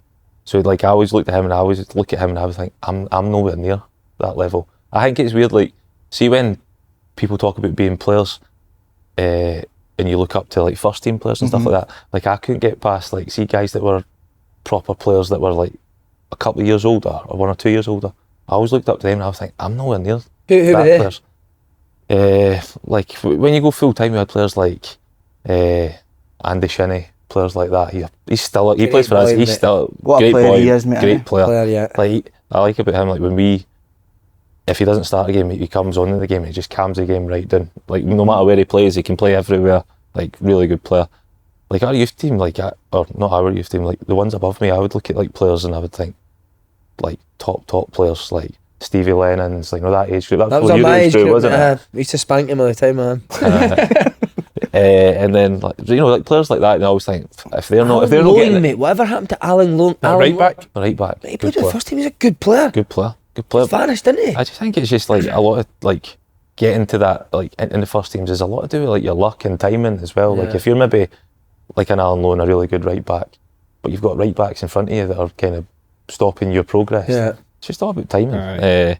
But I end up doing fairly well, and then obviously getting to go full time was the time when I went full time. I was playing above myself, playing for the 19s, and it just kind of snowballed for there. Did you think Flecky would play for Rangers for like for Aye. years? Aye, it's not a level, aye. Aye. Was he? Aye, by the way, it was like I'll no name names, but you'll remember who I'm talking about. It was like Flecky, and then there's 1 or 2 in our team, but they were heat cases, but top players. Wait a minute, huh? Oh I know my you're god, I you know who I'm talking about, but he like, was- Head cases in terms of what? Just carry on all the time. drinking at 15 out at weekends. Rangers would do everything they can to keep them on the kind of straight and narrow and that, but just there was. Flecky was like, and they actually put it in the press, but Flecky was like Rooney. Was that feel you got for him when you He's seen a him? bull, wasn't he? Aye. It was just that sheer physicality, mate. They're technically brilliant as well, but Aye. like physical attributes, I man. remember because I used to be at like the development centre at Livingston, and then we got invited through to play at Murray Park one day, and I remember it was the first time I'd seen Flecky, and I know it sounds like something so small, but you could just hit the ball harder than like Aye. every other player on the pitch, and he would get the ball, he would knock people out the way, and he was quick, and he just had everything. And you know, you've not seen it, you're just like wow, like what? And then obviously quickly he started playing. He was playing probably like 2 years above himself. Aye, he was. Was Flecky doing that when he went to train with the first team? Was he going into the first team and like running the show, or was? I don't know if he was running the show. It's hard to tell. Some of the times he would probably be going round there. We wouldn't be there, so you wouldn't see the session. You know what I mean? Because obviously the building's split at Murray Park. But he would have been training there from he was, you know, probably 14, 15 years old. There was days that he Trained with the probably first team at that age. Mm-hmm. He did, aye. Rangers were quite good. They would always like kind of promote players to do it and get opportunities. Like I was looking at, I trained with the first team at, I think 14, but it was because remember you used to do at school like work experience. Yeah. Day So release. you get like you'd get like A full week. a full week to go and do work I went to experience. Celtic as well. Right, so I went and just like luckily that week it was like an international break, so they didn't have like loads of numbers for the first team. So I think the reserves had a game and the 19s had a game, so I didn't have anybody to train with. So they were like, just go train with the first team. I went round, trained with the first team, and I was like, Who was training with the first team at that time? Who was the manager? The manager must have been McCoist at that point. But like they had like players like Novo was there. I remember Namucci, because I remember Namucci nutmegged me in a box. When you were 14? I was so mate. I was so keen, so eager, like just running up to him, and my legs must have been like that. He just rolled it right through. Neville Southall, calm down, he's 14. Yeah. So it was like that sort of whole that group of players at that time, and it was obviously a good experience at 14. But it's not like I was saying I was training every day. At that Just age. because of circumstances. It was a one-off, and Mate, did I ever tell you I went in a ball boy? I'd done the work experience as well, and I went in a work, but it wasn't training the first team. You're ball boy. We had the ball boy for the first team. But see, before training, Martin O'Neill wasn't there this day. It was John Roberts and Steve Wolferty, and Alan Thompson gets the ball in a group of players, and he shouts to me, "If you can keep this up, you can train with the first team with them." Mate, fucks the ball, mate, volleys it as hard as ever. I bring it down, keep it up. He's like, they're all started. He's like, right, come on then, join in. So done the warm up with the first team, done the boxes and that, and then they're like, right, fuck off. But just because, mate, that's even that, amazing. like, doing that with young boys, mate, my Incredible. heart was fucking pounding. Killed it, mate, buzzing in the team with the first team. That's brilliant. What was your debut with Rangers? Dundee League Cup. We went, so it was like a midweek game, and we went up there. Dundee were championship at that time, and that's when they had like Gary Harkins and Griffiths. Griffiths scored a free kick that night against us. We won 3-1. I made my debut that night, and Jordan McMillan made his. What a He guy. played centre mid. That pay bastard, mate. Aye. He could tackle, couldn't he? Aye. Really good player though. Like, good technically, mate. really good technically, could play everywhere, like both full back, centre back, and centre mid. Really good player. So that was it. Talk us through the day. When do you know you're coming? Is it you came on as a sub? Not started. So did they tell? When did they tell you you're going to start? Day before. So it was Ian Gerrard told me I was going to start, and I always remember because Gerrard used to always say like stuff. So see, when you get your tickets and stuff, he'd always like, because he was a bit, you've had him on you, he's a wind up, so he'd always be like, make sure your family are there. Make sure your family there. You bring your It's went full on for about family. You never 6 months. You're nowhere near it. I love that. Did you bring them on? You never got it. No, like my That's family would come to the games anyway, but like make sure your family are there, right? So like the day before this game, he's like, make sure your family are there, and I'm like, aye, very good. He's like, no, you're starting tomorrow, and he's like, no jokes, you're starting tomorrow. Make sure your head's right, make sure your family are there. And I was like, all right, okay. And then that was unusual because we never used to know the team until the day of the game. Like, or they would always just like lift the thing up and the team would be there, but obviously he's giving me a heads up to say I was playing, and I don't know if that was a good thing or a bad thing for me, because I had probably too much time to think about it. So did you sleep the night before that? we stayed in we went up, I used to stay just round the corner for the training ground, and I had to go and get a suit because I didn't have a first team suit. But I'd been told, don't worry, we'll sort the suit for you. But then nobody told me anything, so I was like, I'll have to go get my own suit. So I went and got my own suit, and I've turned up with my suit, and there wasn't a suit for me. So it was just as well I'd went and got one. Right. But like, it was the first time I'd probably worn a suit as well. So you like, the bits on the back that are like stitched together in that. So like, Disco. Aye. Disco's like that to me. He's like, come here. You look like an absolute mess. Like that. Things like that. And I was like, all right, sorry. So he's like having to like take all the wee bit suit for me and that and make me look presentable. Brilliant. But it was good. So we went up and stayed in the hotel in Dundee. You know, the one that's right at the City Key? no, Apex, no? at the Apex, I think it is. Nice. Stayed there and Who you just was remember? there. Who was I in a room with? No, I don't know. I think I was maybe with Jordan, because it was like the two young boys in right. the squad. So luckily enough, like the game, went in our favour. 3-1, I think it finished. So it was good. But like, it's one of them, like I got my debut and didn't really no, like I thought, I'll not be in. That'll be me for a while. You know, sometimes like, you get a debut and then like you're no seen for a while. I just kind of assumed that would be me. You know, I was like young centre back with like experienced centre halves, loads of other players that could kind of fill in there if not needed. So I played that game and didn't really think anything of it.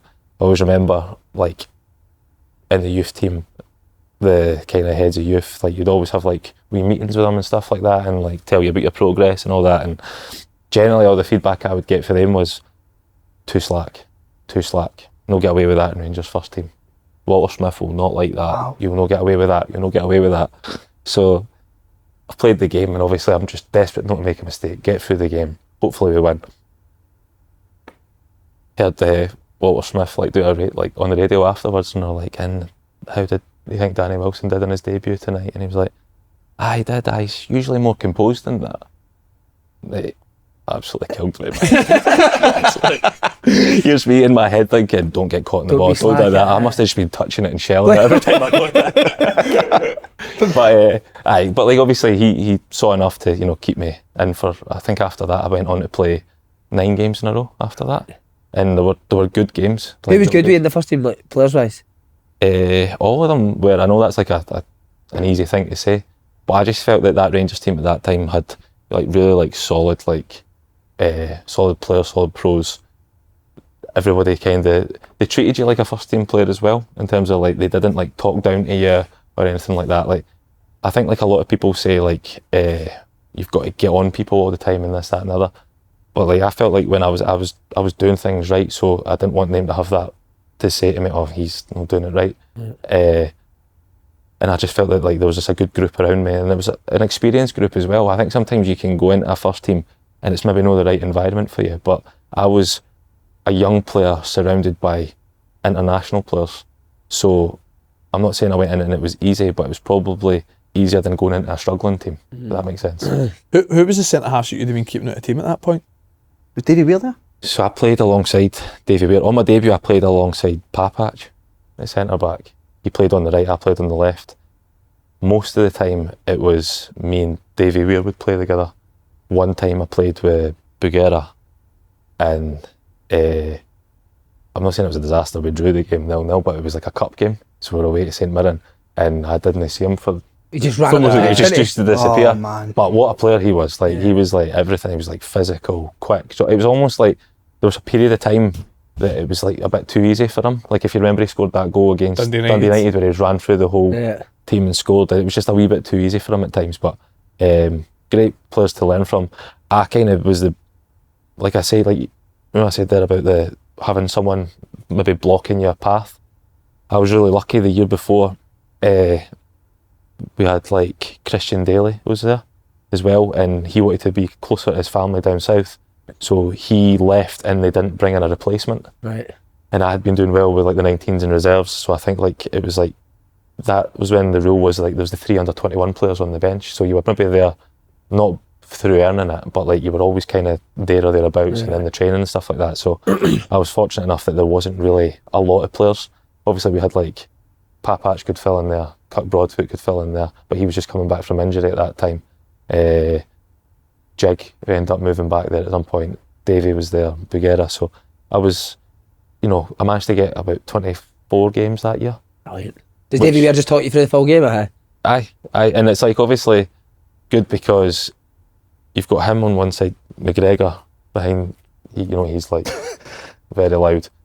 But just like solid, like I think like football's changed a lot as well. I don't think there was like a whole there is nowadays of like your fullbacks are going out and exposing you and getting out tight, and there's a whole press and this, that and other. It was just all very much like a solid team. Rigid, which probably What stuff was brilliant at that, wasn't it? His teams are brilliant. Yeah, I think like his team just knew how to play the game, and he had players, and he went and recruited players that just knew the game. Brilliant. Who would you say have been the best players in that team? I think that people have obviously been on and mentioned them before, like Steve Davis, like what a player. There was so many of them. There was like Kenny, Boydie, Kevin Thompson. Like the group of players that they had in there, that midfield, was like Kevin Thompson, Steve Davis, Morris Edu, Jig, just there were so many players, and there were so many players that were like interchangeable, like Kyle Lafferty as well. I know he gets a lot of stick, but when it came down to it, the crunch, he was always there, scored a lot of goals, really good about the place as well. Naismith was there, Whittaker, like you could go through them all. They were all international players. You know what I mean? Like, some like players. it's looking like that's a solid team that just knew how to win. See when he names it as well, they're a bit of Scottish, like British. You know what I mean? And I think that's a big Proper thing Scottish as well. core, aye. Was there a game where you thought like, wow, I was unbelievable there early on? You thought I'd done really well there. No, like I Always surviving kind of type thing. I always felt like at that period of time, like whenever I was playing, it was more like a relief at the end of a game. If I'd got through a game and the team had won and I hadn't made a real error or whatever it may be, I was happy with that, because I always felt like, and it's probably not the right attitude to have, but like it was almost like going into a game, I'm thinking, if I don't do it, this could be my last game for Rangers. And it's like you look back on it now and you think like, that's great, like you were young and you were getting all those games, but see at the time it was just pure relief. I think a lot of people, young players at that stage, felt like that. When you got any chance about the first team, just survive, man, and that just stay there. Survive. Just didn't. Can you remember the first time where it didn't go so well? Maybe bollocking for players or managers. I remember, like, so I said I played that game. I played like 9 games in a row, and we went to Aberdeen, and it was like the early kickoff, the afternoon kickoff, and we lost. Lee Miller was up front, and he scored, and the ball's wide, the fullback's been beaten, and I'm in this position here, and I'm trying to keep an eye on him, and you know, experienced player, he knows he's playing against somebody inexperienced, so he dips one way, and I buy it, and then he goes the other way, and the ball comes across and just taps it in, and we lost the game, and I just remember after thinking, that's my fault. Like, probably the first time I'd been like, that's my fault, I've cost us the game there. And I didn't get, like, nobody really said anything, but because I think they knew that I knew. And but like, it was just obviously, Walter Smith was just like talking about players, that he was disappointed in the whole performance, but he was like, we have to be men. And I'm like, well, I'm a wee boy in comparison to everybody else here. And it was like he was having a go at me, but it was like, he knew that I knew I made a mistake, but he wanted to make sure that I knew without really going through me. Good management that as well. Can you remember your first Old Firm? Yeah, it was 1-1, McCulloch header. No, it was Celtic Ibrox? Park, wasn't it? Celtic Park. What's that? Mate, you could do the tours at Rangers, man, honestly. Any guest that comes on with a goal game. You know what I remember for that goal? He does know everything. You scored it. I'm right behind him. I jig, he does it, and Danny's goes up for the ball with the header at the same time. I'm right behind I him. love to nick that off him, wouldn't you? I've seen, like, obviously when you see it back and it's like he runs to the corner, obviously, and I'm hanging off him like a necklace, and I've got like a mullet and all that, and all that. But it was brilliant. That was like a really important game, because Celtic up until that point was like, it was Mowbray was the manager, and they were doing well and they were playing some really good football, and that game was like, there would have been a big point swing if Celtic had won it, whereas we've ended up getting the draw, and it suited us far better than it suited them. And then from there, that's where they started to kind of go a wee bit. They went big that January, and they started bringing in like loads of players. Than him. That's what I said they went like. You went Celtic signed him. Did you say the Rangers dressing room? They're fucked. That says We're winning this. he does not want it. You know what Morgan done when McCulloch scored, didn't you? Oh, just double barrel straight out. For that goal. You know what? You talk about tours with memories. League Cup final. You talk about the League Cup final with 9 men. Talk me through your feeling when you get sent off then. Like I say, you know, I said to you, I thought every game this could be my last game. I was convinced that was my last game. Like,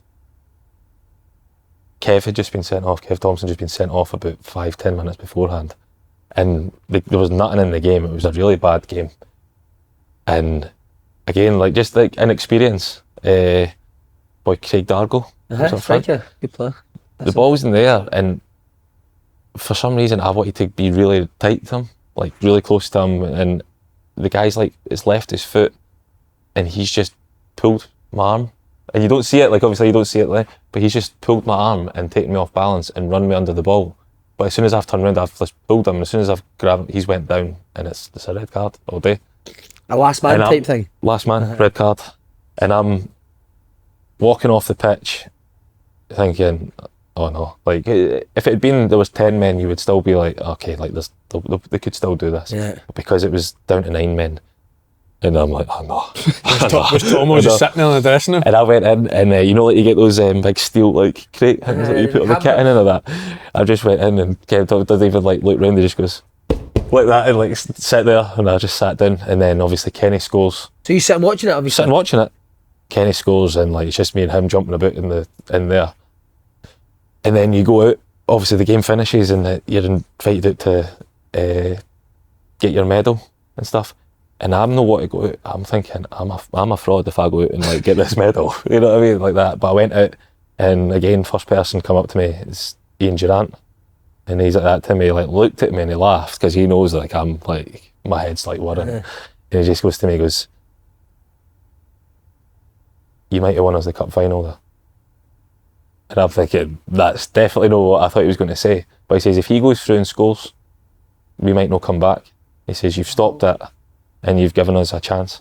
Not a great chance, like, but you've still given us a chance. And I always remember that, and I always thought he made me feel better at that time when I was feeling really, really terrible. And what did Walter say to you? No, didn't say Never anything. mentioned it again. Never mentioned it. Have you never been roasted for Walter Smith now? No. The one time he didn't have a go at me, but he just like could bring you back down to earth a wee bit.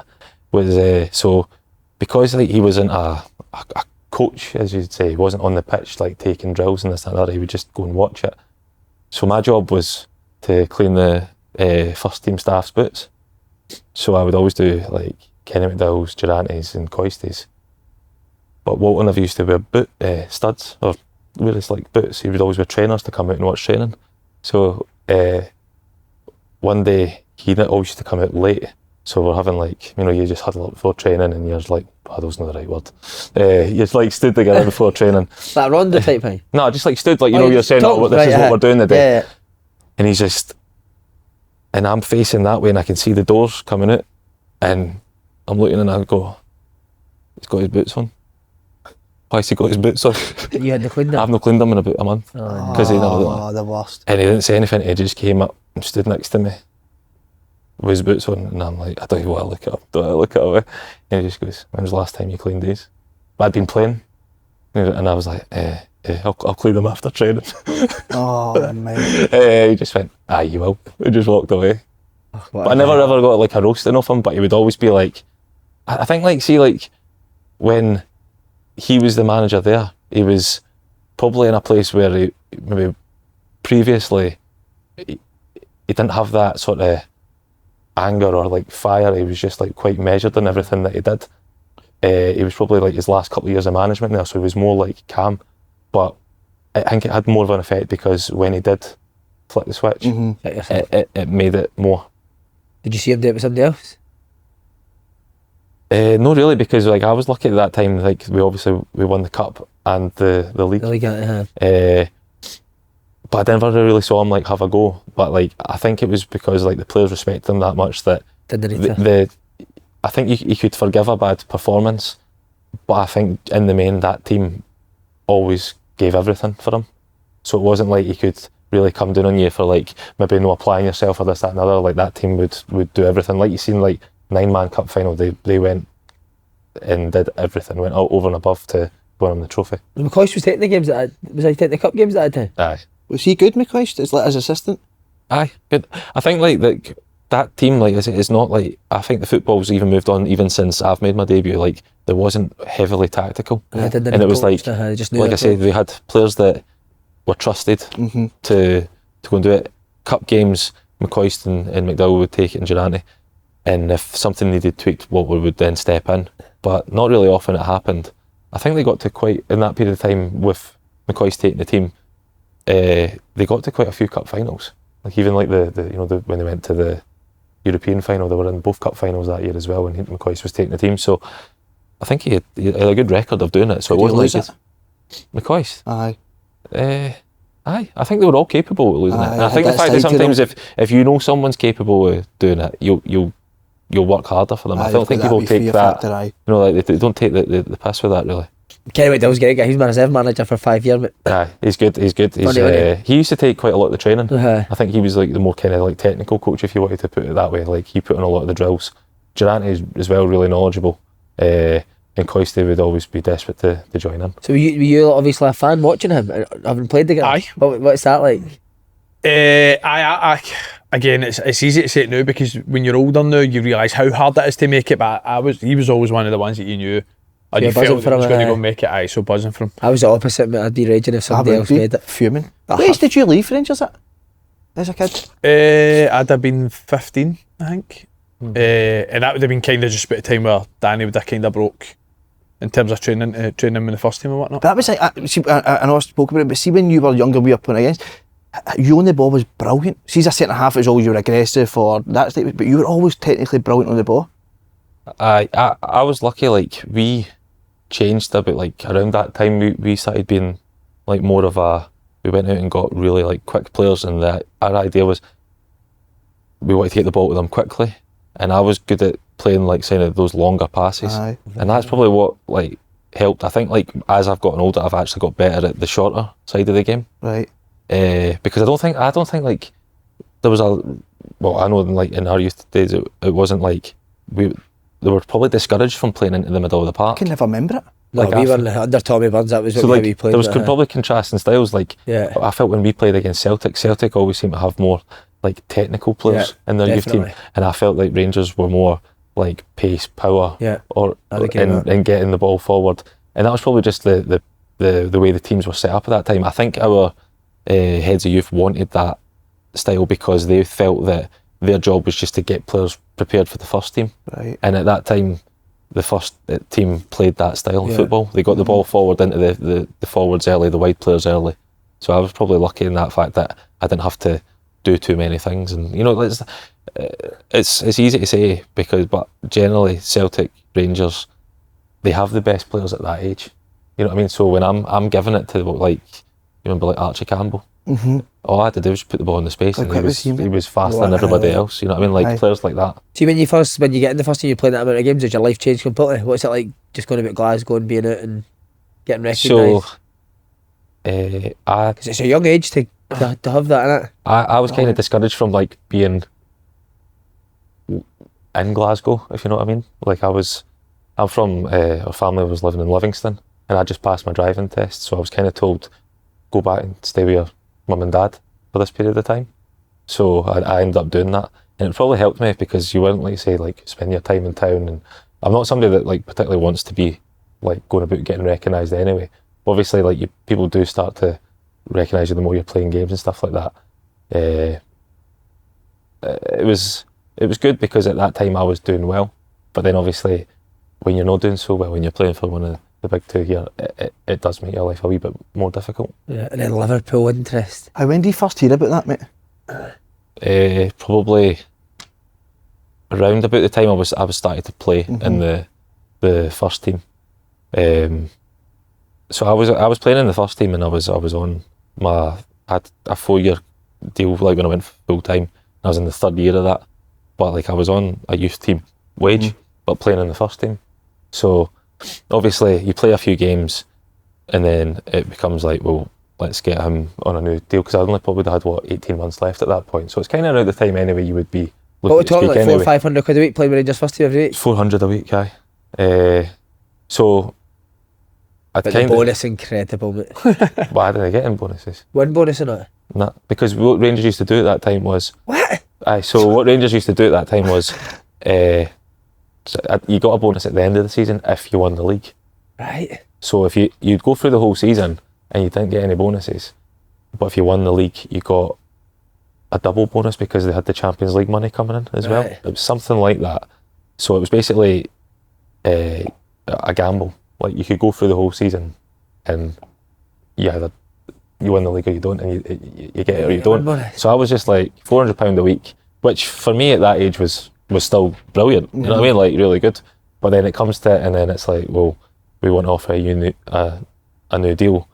But you know how it can be when you're the young boy that's come through. You're not always got to get offered the best deal, and that's kind of what happened. And I was happy to stay, and then we'd agreed verbally a deal for me to stay, and then a couple of days later when the deal was sent through, it was completely different from what was agreed verbally. And it was funny because I spoke to the manager and he'd been in the meeting with agents and stuff, and he was like, your agents seem, pretty reasonable, so we'll get this done, tied up quickly. And then when it just came down to it, chief exec at the time was Martin Bain, and he just wasn't able to do it for whatever reason. I think after that, the interest from Liverpool came, and they'd obviously thought we can maybe make a few quid here. Mm-hmm. And What did that's the manager happened. say when you went back and said the deal's not the same? I didn't go back and say anything to them. Like, it's not one of them that you could go back to the manager and say, because imagine if I go in and say, remember what was agreed? It's no that. He's not going to be bothered, is he? It's not really for him to deal with, it's the chief exec and stuff. So, I think there was a kind of miscommunication. It was obviously He bought himself a sunbed, Martin Bain, into for half your door. So it was obviously it was put out in the press that I'd turned down deals, but the deals I'd turned down were £800 a week, £1,200 a week. So they weren't I was being told I was turning down thousands and thousands and thousands a week, but it wasn't the case. And when that starts to happen, you start to think something's not quite right here. And then I always remember they put on the website, which I thought was really strange, the Rangers website, that they'd received an inquiry from Liverpool. Just the about first me. you've heard it? I'd heard it through my agent, but I'd said to my agent, and my agent agreed that the best thing for me to do would be to stay at Rangers. So that's what we were working towards. And then Rangers put on that there was an inquiry for Liverpool. And then that was it, and the months passed and nothing happened. Then it got towards the end of the season, and it was... I always thought at some point, we'll meet in the middle somewhere, or we'll do this. And there was none of that. It was, you're gone, basically. See, I would go to the manager. Well, this is the thing. Just When not. I end up speaking to him at the end of the season, if you remember, Walter Smith did 1 year after that. He wasn't sure if he was going to stay or not for that year. And he said that to me. He says, I can't tell you to stay or sign it because I don't know if I'm going to stay. Yeah, right. And it was a late call, right before the pre-season. He decided he was going to do the other year. Rangers won the league that year, and then he retired. So I don't think he was wanting too much involvement in it, really. So who do you first speak to for Liverpool? Is it Roy himself? No, so I don't know. It was all done through the agents and all that. So I ended up going down and doing my medical, and the first person that I actually met, other than the people that were doing the medicals and stuff like that, was Steven Gerrard, because that was the World Cup that year. So they were on pre-season, but Gerrard and Torres and all that were coming. They'd been given extra time off. So by the time I got there was mid-July, I think it was. So they were in just doing their bits and pieces and stuff like that. So went in and obviously the first person you meet, Steven Gerrard, absolute icon of the football club. It just feels a wee bit surreal, because obviously you're playing with good players, but you're looking and going that's Steven Gerrard. He's mega player. Was it just another level completely when you started training with them in terms of their standard? Aye, and it was different because, I say, we were training with Rangers, and you were doing the drills and stuff like that. And they were always a good standard. They were always competitive and this, that, and other. But I just felt that there was more.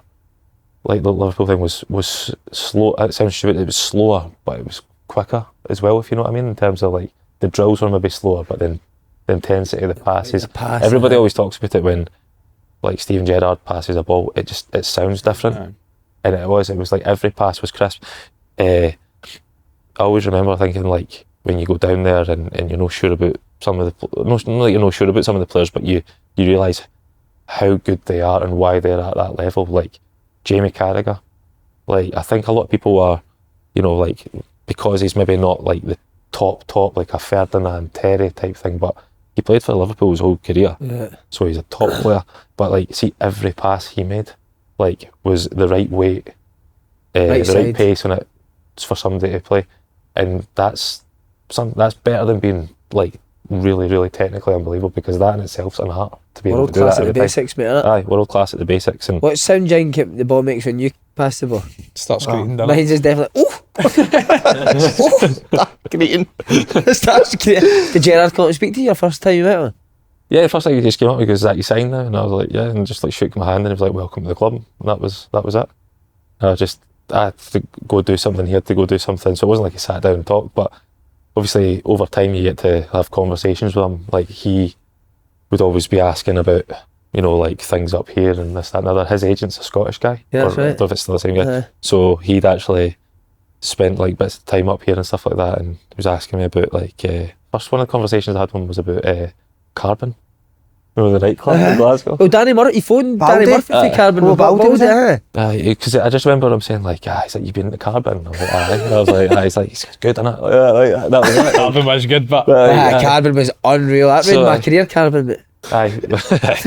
So I like just stuff like that, but like loads of the players down there were interested about the Celtic Rangers stuff.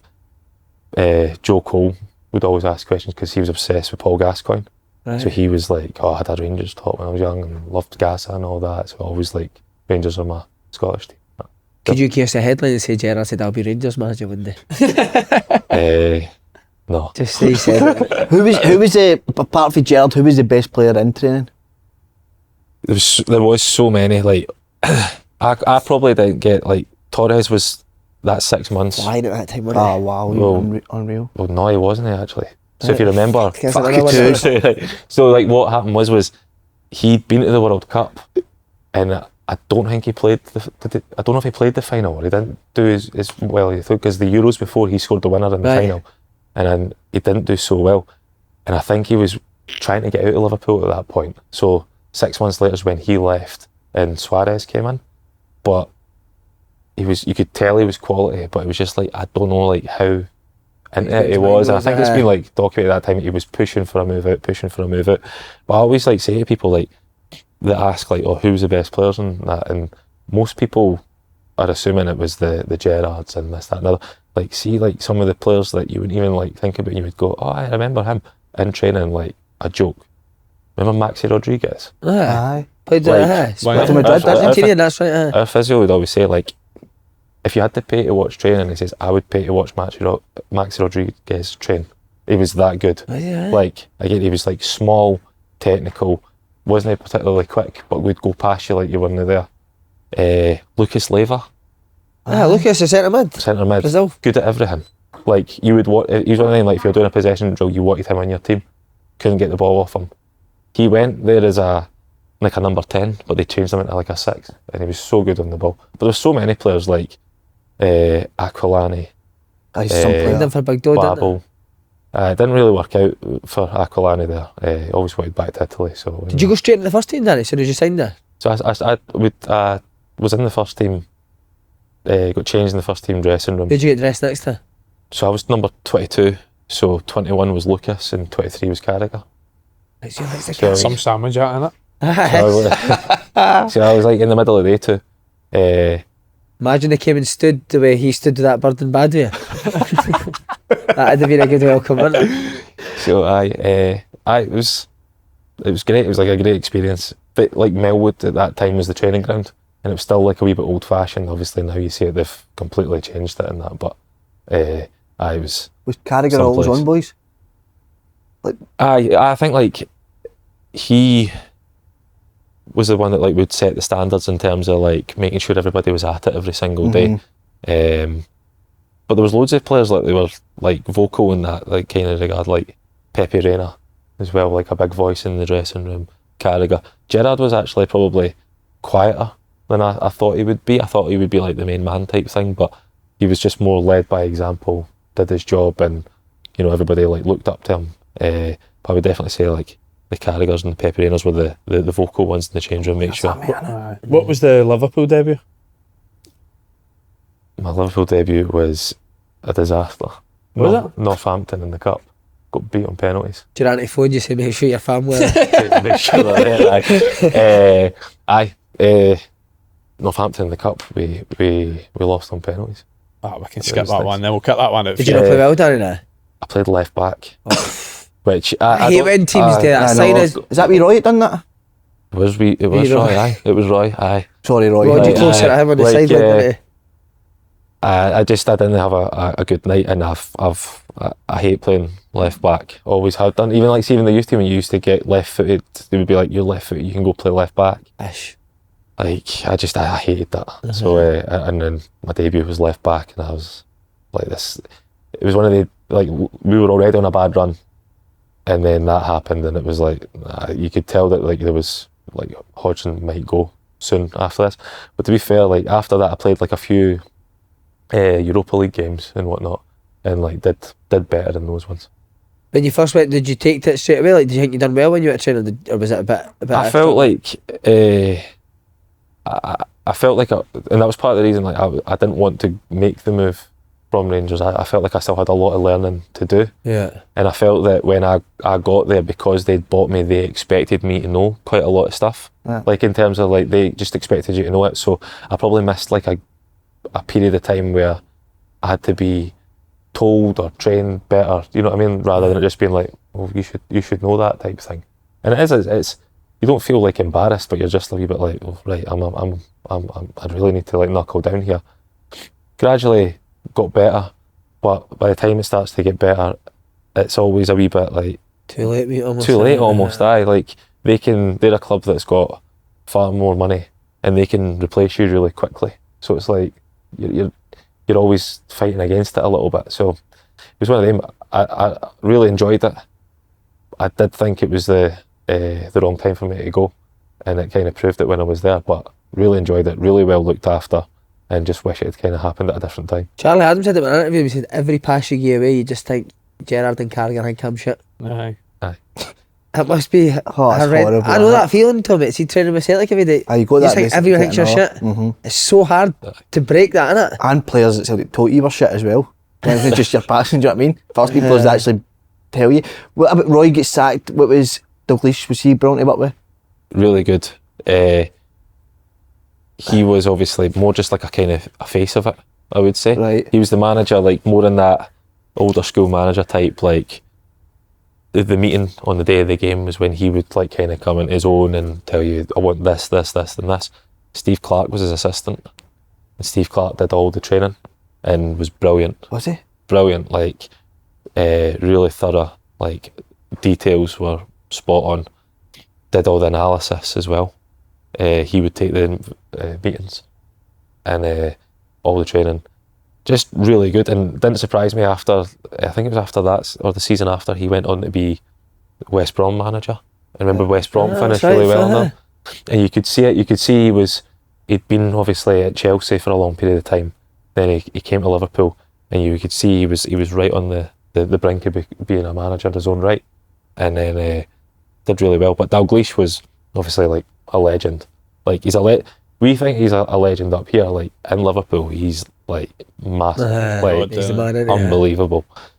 And they needed him at that time. You know, sometimes you need like a lift in the place. Yeah. Obviously with the Hodgson thing, because Hodgson took over for Benitez, and Benitez is still, even though he went on to like manage Everton, like he's still so highly thought of, like at Liverpool. So they needed somebody to come and give the whole place a lift, and Dalglish did it. And I thought it was only going to be like a 6-month job type thing, but he ended up doing the following year, and he won them a trophy. And then it kind of came to the time where he stepped down, and obviously Brendan Rodgers took over. But it was always like he was good for that short period of time, because the whole place was really, really flat. Did you ever get a day out with Gerrard and Carragher, and it was like Christmas Day, so that you'd be on? We had like a Christmas do, but because we're on a bad run of form. Wait to hear this. Right, we're on a bad run of form, right? And we're supposed to go to London for a Christmas do. Right. And Roy Hodgson's still the manager, so he cancels the Christmas do. Of course he does, we Roy, man. Right. So he's like, you can't have it, but you can go for a meal in Liverpool, and that's it. That's all you're getting. We're like, all right, fine, right. So we go for a meal in Liverpool. We go to a nightclub afterwards, and I'm looking at across and like this guy's walking towards me, big bald guy. I'm like, that's Filip Sebo. Right. No way. I'm like, I'm steaming now. I'm like, Sebo.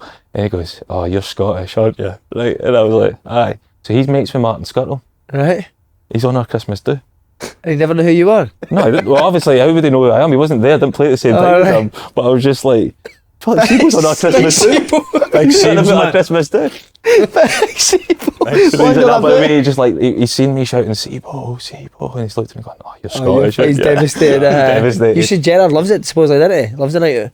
He did, aye. He did. But like, He was good value. they were good. Like, we'd always have like, so we like, there was like I think we were at one of the cups and stuff, and we went to Portugal for like a training camp, and like we got like nights out there and stuff like that, and so it was good. Like, they didn't, as long as I think it was, you were maybe away far enough from it that it wasn't like everybody's like everybody's eyes were on you, so they didn't mind doing it that way. But it wasn't like you could go out like every Saturday after a game or whatever. Roy Def went to the bingo or something, didn't he? All right. He'd go and I'll go to the bingo. By the way, Suarez and Andy Carroll. Andy Carroll joined that January. How good was Suarez? So good. Like, he was, when I say like Dalglish came in and gave the place a lift, like he came in and just lifted everybody, basically put the team on his back, and was, you know when you know somebody's a good player like almost straight away. Like I saw something the other day and it was like Carragher and Gerrard talking about it, and it was even they knew when he came in, like, this guy's a different level. Brilliant in training, brilliant in games. I think like they brought in obviously Andy Carroll at the time, and they wanted to play them as a pairing, but Suarez was doing everything on by himself. But Andy Carroll, great guy. In what I way? can imagine. Like, you know, you said like, could you get a night out with like Gerrard and Carragher? No, but you could get one with Andy. Would he go out with anyone? So like, so Andy joined the club, and obviously he was like the main man at Newcastle, and it would be like, I was like around like similar ages with him, like a couple of years older and stuff, but you knew like I wasn't really, it's probably the worst thing for it because I wasn't really like going to play or this, that and the other, but like I got on really well with him. So it would be like a Wednesday night and he'd be like, fancy it? And he'd be like, you're playing on Saturday? And he'd just be like, we'll be fine, we'll be fine. Thinking to yourself, and you're in Liverpool, like you're thinking to yourself like, does he not realise he's 6'5" with a ponytail? Like, he sticks out like a sore thumb. And you're like, be like, we guys coming up like, Andy, can I get a photo of you that? And I'm just like that, taking the photos. You're taking it? Oh, that's so I was fine with Did you take it out of it? But no, like, really good guy. And it didn't really work out for him, but he went on to have like unbelievable career. He's still playing there now, isn't he? He plays in France for Bordeaux. Aye. Right. I've met him a couple of times. He does seem like a top man. Brilliant. Did you ever come to that, like, did you ever have a session like Torres or Suarez where you're like up against them and they've just completely fucking gave you the runaround? No, like, most of the stuff we did was, like, I think like most defenders would agree, like, you hate doing like 1v1s and stuff in training. And that wasn't really like part of our training. So like, you weren't really like exposed in that way. But like, but they could do it to anybody. So it was like, you didn't feel so bad. But like, I used to hate like sometimes when you would do like sessions like that, because see, even like, if it was like the day after a game and they weren't training, like, see even the ones that weren't playing, or see even some of the like reserve players that were coming up, they were capable of embarrassing you as well. Yeah. Like, some of them were technically so good. Like, I would end up playing obviously like reserve games for Liverpool, and some of the players that were on there were like, they've gone on to have like incredible career. Sterling was there. Remember the boy Suso? Aye. He was in that team. Connor Cody, Peter Galaxy, who's the Leipzig goalkeeper. John Flanagan, Jack Robinson, like that. That was a good team. So like, if you were training with like the reserves the next day, you could get embarrassed there. Was Sterling brilliant? Brilliant. Sterling, you know what you said. So I get tagged in that all the time. Do it again, you'll be on the next clip. I love that, man. Do you get tagged? Were you there? So I'm there, and like apparently like, you can just see somebody's head in the back, and it's me. So I get tagged in two things the most. It's that, and people going, is that you? It's just like, because they don't believe I played for Liverpool, right? Which is fair, right? And then SpongeBob, three things. SpongeBob, and I also get tagged in every transfer window, and it's like me, Joko, Milan Jovanovic, and Roy Hodgson. And it's like, whatever the transfer window brings, it carry me this bad. Honestly, every time I open my Instagram, I'm like, that'll be me again. That's sensational. Was that, do you remember that same video where Brendan Rodgers at Liverpool, the envelopes, do you remember? There's no names in There that. was no names in that, was there? Oh, everybody's name. Nah, there was no Did way. Sterling say something under his breath? You asked to be close to him. I don't think he did. Oh, did you know that? I don't think he did. I think that there was so much hype around him at that time that I think it was one of them just like pull him in line a wee bit. I wanted to get him earlier. And like the thing was is he was doing really, really well in training, and I think he knew he was going to need him, and it was almost like you wanted to just make sure that he was brought down a wee bit before he even got to kind of anywhere. But I don't know if he did say anything. It didn't sound like it. Oh, I'm sure we had been in Boston. We were doing pre-season in Boston, and I'm positive that when that happened, we'd had a night out the night before. So I was probably breathing out my arse. We couldn't hear anything anyway. But I don't think he'd say that. Settle, he said settle. Set or steady or something. Steady. Steady. I don't know. I don't think that's the sort of thing that he would say. Yeah. You know what I mean? I don't think I would like known him. Was like Brendan that. Rodgers, like, was he really good? Really good. Just a different type of coach. Obviously, I said like we had, Coach, wasn't he?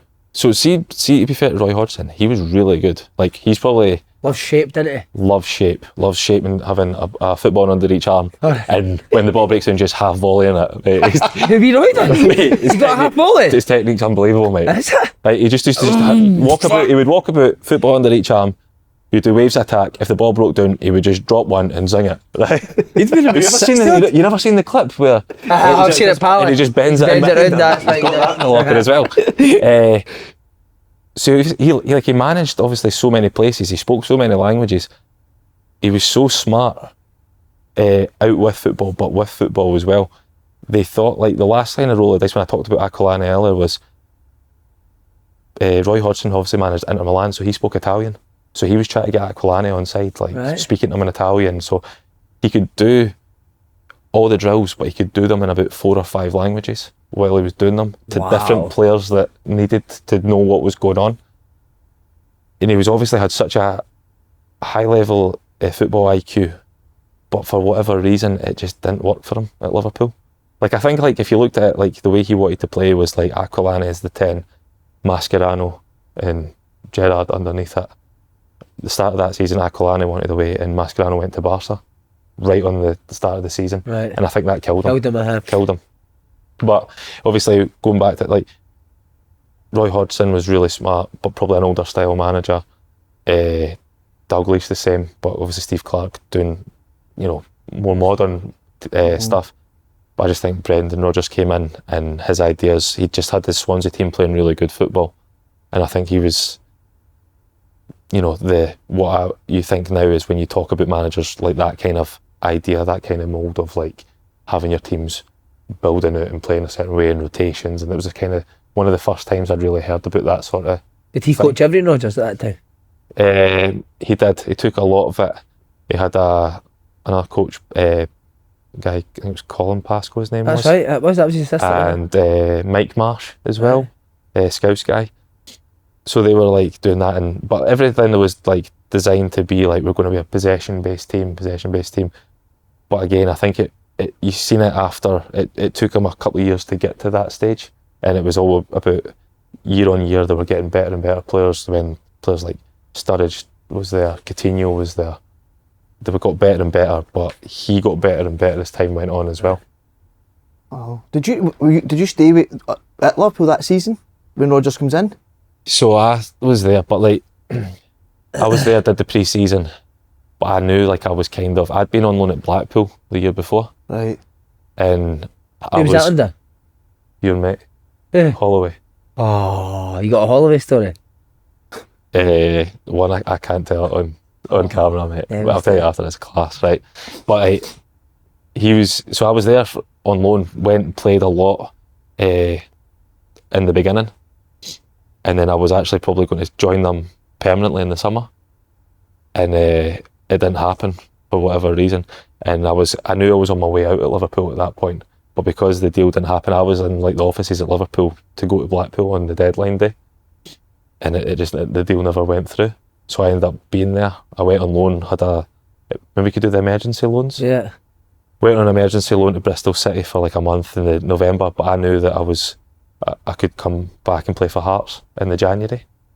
So I was like, I'll just focus on that, and then that's what ended up happening. So I was there with Brendan Rodgers, treating me really well. Did he tell you to go, Brendan Rodgers? He didn't tell me to go, but it was kind of like, you just know that you're going, like, and that conversation doesn't need to happen. Yeah. Like, I knew in myself, like, this isn't working out for me. I'm not going to play for him. They're bringing in more and more players. It's probably time for me to go. So that conversation was never really there. Like, I was still there. I was still involved with the training. So it wasn't like I was like cast aside or whatever. Towards the end of that time, I was playing with the 21s it was at that point to make sure when I went to Hearts I was ready. And but like again there that you were, I was coached with the 21s at Liverpool was Rodolfo Borrell, who was Pep's assistant at City. Wow. For years. But he'd been working in the Barca academy before he came to Liverpool, and he was like top coach as well. He's now sporting director at Austin in America. But like, so even though I wasn't where I wanted to be, Still learning. I was still learning as things went. Right, mate, so you come back to Scotland. When, like you said, you were going to go to Blackpool, was it a thought that you wanted to get home, get back to Scotland, family reasons? No. Was it a purely football it was reason? just football. I just wanted to play again. Like I felt like I was at a stage where I have to play. And I'd went a couple of loans, didn't really work out as I'd hoped. But I was like probably 19, 20. That was probably 20 at this time. And I think that's like an age where you should be playing. But I was probably, rushing it a wee bit still. Thinking like, what? I look at it now, and if there's a 19 or 20-year-old that's not playing and they're getting really frustrated with themselves, and you've got loads of time. Loads of time. But I just wanted to, because I'd had that taste of playing, I wanted to get back to that. And Hearts were like, oh, we'll bring you in this, that, and other, and I felt that'd be a good fit for me. So I ended up signing there in the January on loan initially to the end of the season, and then it was like kind of like, I'll see kind of what happens after that. That was the year they got relegated, aye? No, so I thought they got relegated. we do you want to do it again? No. You made mistakes on this other time. So I went and we didn't get relegated, but that's the summer coming up was when the 15-point deduction happened. So we went into the next season minus 15 and couldn't sign anybody, couldn't do this, couldn't do that. Towards the end of the season beforehand, I'd agreed like a permanent contract. And then obviously it was kind of, they didn't know if they were going to be able to register me or not because of like this new signing embargo. But because I was still registered through a loan contract, it wasn't seen as like a new player. Right. So they could do it if it was done before a certain period of time. Gary Locke was a manager at that time. I got on really well with him. Top man, isn't he? Brilliant guy. Got on really well with him, and I felt, one, I wanted to play for Hearts, and two, I wanted to play for him because I didn't want to let him down as well. I didn't want to like leave him in the lurch, like he couldn't sign any players. Yeah. Didn't need me, being selfish and moving on. So end up staying. Obviously that season, Fair play to you, mate. I felt like it was a good fit for me. I wanted to play, and it was one of them, like, if we do stay up, like, it would have been an unbelievable achievement. Obviously, ultimately, it wasn't enough, but we actually accumulated like a decent amount of points. We ended up getting relegated, and then obviously the takeover happened, and everything that comes off the back of that happens. But it was great. It was a great experience. It was a tough season. We actually started it fairly well, but we just didn't have enough. Like, I was 21, and I was probably the fourth oldest player in the team. So you just didn't have it. And again, so I go talk about like, you're expected to know stuff and this, that, and the other. Like, younger players are looking to me, and I've not even got that experience to pass on to them. So you're almost like kidding them on and kidding yourself on that you know what you're talking about a wee bit. So it was hard. It was hard. Well, I tell you what, that was hard, but your championship season under Robbie Nielsen was ridiculous. Yeah. We recruited really well that summer. When we didn't have the experience beforehand, like, obviously Craig Levein was kind of in charge of like bringing the players in, and Robbie was the coach. We went out and straight away we went and got like Neil Alexander in goals, Gomez and Boabin in midfield. Yes. They two are Love they two. top players. Yeah. And do you know what I liked about the two of them was like, I don't think like you see a lot of centre midfielders, they play. I know they don't really play passes to each other anymore. And they bounce wee things off each other. They would like play, yeah. set it for the next one for them to go out the other side, and like brilliant players. But we had like a whole overhaul of the players, but we also had like a lot of good young players coming through. And this is what goes back to like the taking your chance when it comes along. Some of those players maybe wouldn't have got the chance had Hearts, continued in the same way they'd been. A lot of them played games in the relegation season, but they were probably better for it the season afterwards in the Championship, because they had 20-30 games under their belt where they had been allowed to make mistakes, but then they had that experience of doing so. So they were. It was a good season. Obviously, we got the points total and that, but it was a tough league that year. Rangers been in it and Hibs been in it as well. Was that when Rangers then came back in for you? Yeah. So I'd always wanted to go back to Rangers, like at some point. It didn't. Before I went back to Hearts, there was a chance that I could maybe have signed for Rangers the following summer, so like that 6-month period, like as a pre-contract type thing. I'd went on loan, and obviously this is why whenever a young boy's on loan, it's maybe not going well for them. I didn't have this experience at the time, but I always try to say to them, if your loan's not going well, just make sure you're doing everything right, because it can come back and bite you. Like I went on a couple of loans, weren't doing well, possibly wasn't displaying the right attitude. Yeah. So maybe, when people were phoning up, people phone people for reference, being like, what's he like? What's he like? The worst thing that can be held against you is like, not sure about his attitude. Not sure about his attitude. If they question your ability, that's fine, because everybody's got what they think makes a player, but if they question your attitude, that's probably the worst thing you can have. So I've always thought from there, I'll make sure nobody can do that again. Didn't end up signing for Rangers, but I think my period at Hearts was, really important. Towards the end of that season, Rangers got to the playoff and they lost heavily to Motherwell. Yeah. We'd gone up with... Was that Mad Mossney not? That was that period of time. But Rangers were in a bit of a mess that time, and I wasn't sure what I was going to do. I had a couple of things in the UK, had a couple of things abroad. When I'd signed for Hearts, because they were in administration, we weren't sure who was going to take over, so they put in a thing saying that I could leave for free because I was still under the Bosman rule age, like 24. So they were like, I could leave for free if I gave them notice in a certain period of time. So after we'd won the league with Hearts, I felt it's a good time for me to go, like leaving on a bit of a high for them, and it was a good time. So I'd kind of gone into the summer. I knew there'd been interest from Rangers, but I wasn't 100% sure if that's where I was going to go. And then I actually got later and later into the summer, and then I eventually got a message for Davie Weir saying like, what you doing? What was Davie Weir at the time, assistant manager?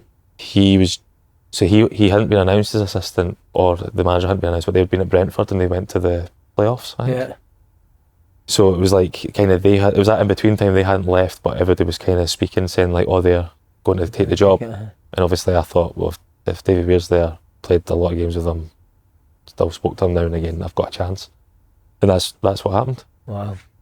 First impressions of Matt Warburton? Good.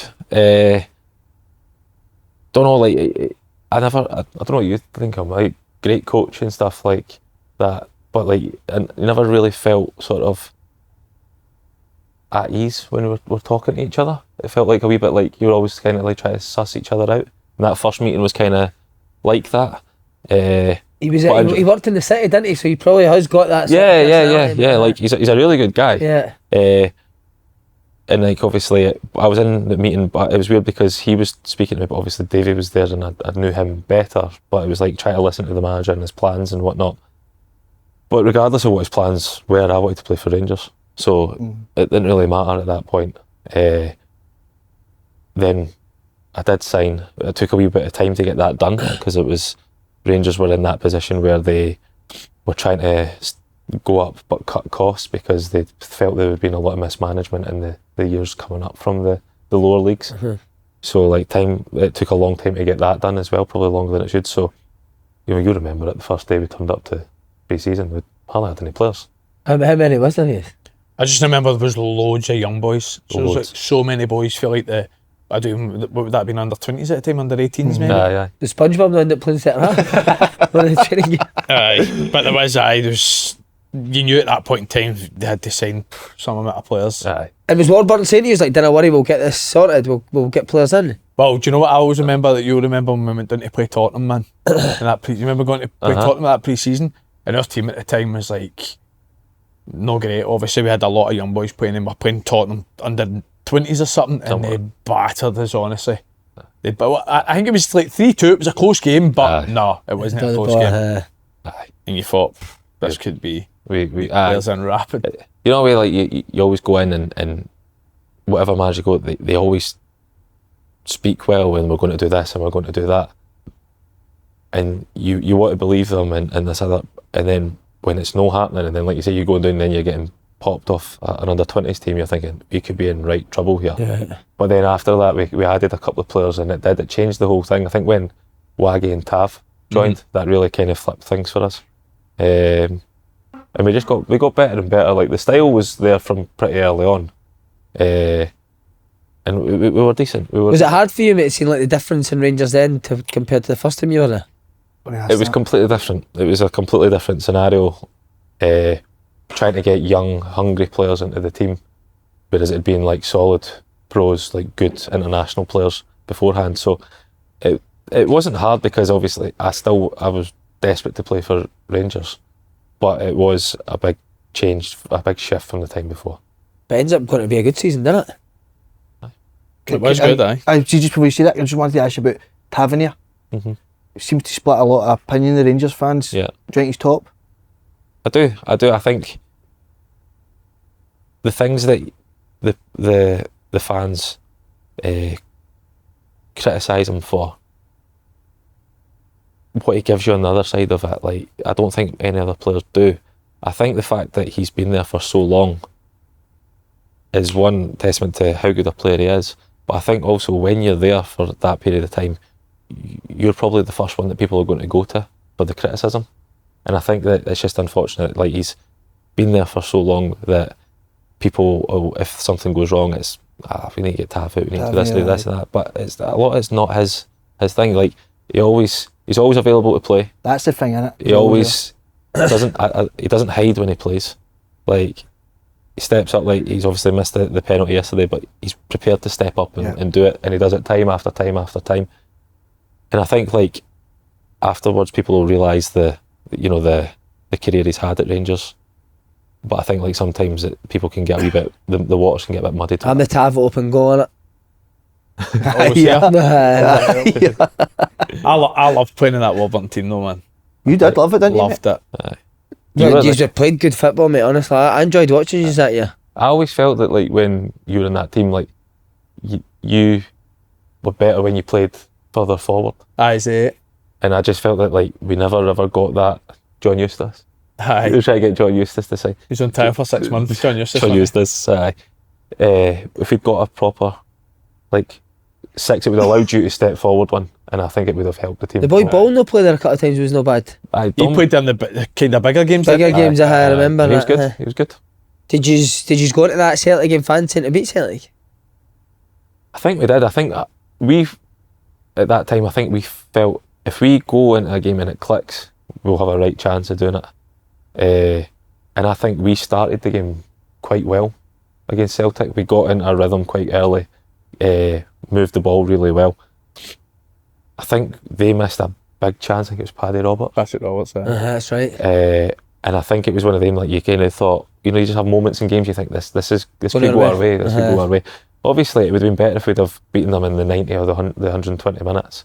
Came to the penalties, and we're obviously winning. It's great for everybody, but I felt that, like, that was...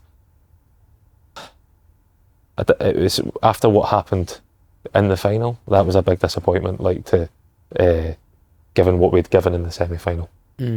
I look at that now as well and think, for the bigger picture, like, obviously you wouldn't change it for the world, but Celtic then, because of that, go and get Brendan Rodgers. That's like you were talking about Hearts, weren't they? Spend an absolute fortune in the summer, because they probably thought that we were closer to them than they probably expected, which we weren't. Obviously, in any given day we were. Yeah. But to go and win a league, we weren't as close as probably that. But like you said, that was the then reaction to Celtic, or go and get a new manager, Aye.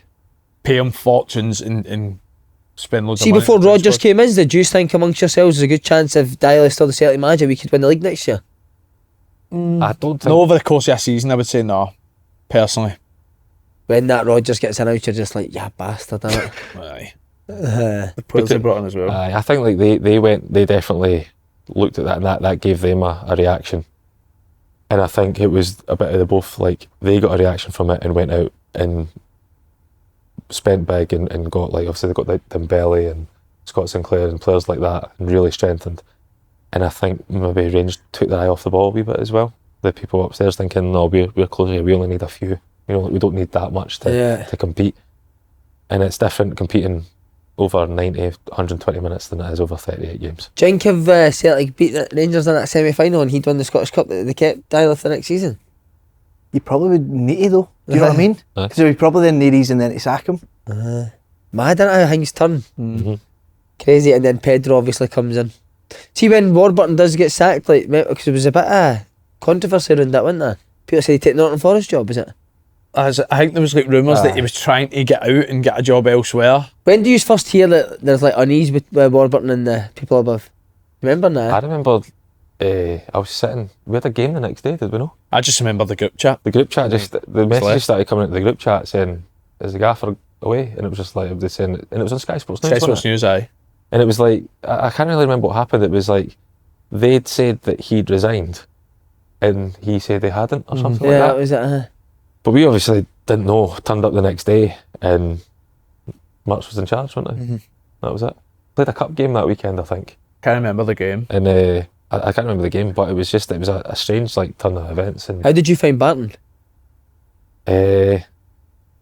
alright, like he was fine. Like, see, like if you were sitting like this, like brilliant. Like you would sit and have like food with him in the canteen and stuff, and it'd be like this, that, and other. And then there would be times that he would maybe. I think what happened was with the manager, he always said like if anybody's got something to say, like in meetings or anything like that, he was always quite welcoming of you saying it, as long as it's put across in the right way. And obviously Joey's got an opinion and he gives his opinion, so he was given the platform to do so. But and I don't know if the manager quite liked that, when it felt like he was maybe trying to say too much or didn't really say what it was, because what was it he always used to say? You could say something as long as it's professional, not personal. I don't think Joey ever went personal, but like there was a few things that were probably just. What was on it? the Was there ever borderline. somebody saying you went, oh, that's a bit much? I just remember, I think we played Motherwell in a League Cup game early doors, and Joey wasn't happy about the structure off the ball and stuff like that. And it wasn't like he went too much with it, but he was like, you could see that you were like, I don't know how this is going to go, because he'd only just got in the door at that time, and it was like the manager's either going to nip it in the bud early, or he's going to allow it. I remember he used to be massive on set pieces, Joey. Oh, He didn't like the fact that we didn't train set pieces enough. do you remember we played Dundee? Dundee, aye. Dundee away. It was his man So for the his man corner. is brilliant. So he's like, obviously, always marking it. It's like that. He's like, whose man's that? I just see him walking up to the halfway line. Would Warburton not go? Well, you talk about set pieces, it's your man that scored that. Nah. Would any of the players challenge Joey Barton if he was... Andy would. Mate, there was a rumour going about for years that He's you a man battered for him. Barton. I got along with him well. Didn't I? Like off the pitch, I got along with him really well. Mate, there was genuinely a rumour going about for years that you battered him. A lot of shite, mate. Did you hear the rumours though? No, we didn't even fight. That was. I remember Aye, it that was was just one of the that was texts that never go about. Aye. They ask you about Pedro, obviously he comes in. What was your experience with him like? Probably the same as everybody else's. I've heard that- some of the stories, and like there's so many. I think every player's got so many stories. Like you sometimes are thinking, going, did that happen? Aye, I did didn't that know. Uh-huh. Like, I just remember, like, he came in and obviously there was a big thing made about him coming in and he was this and he was that, and I remember being in his first team meeting and just, I don't know what it is. I think like we've got this idea that, see, foreign coaches, they've got these like brilliant ideas and they're so far ahead and they're so advanced in that, and I just remember coming out the meeting just being like quite disappointed in it. in terms of like I didn't hear anything there that I've no heard before. And then when we started training and like the way he was trying to get us to play, it felt like quite old fashioned. But British mentality. Like get the ball forward early, take long throws. Clean the ball. Stuff that like I thought like Clean the ball. Clean the ball, aye. Clean the ball. That meant Does that mean switch clean up. it? I meant Clean switch. it? No, clean it. Clean the ball. Just clean the ball for switch. Clean the ball. That makes no sense.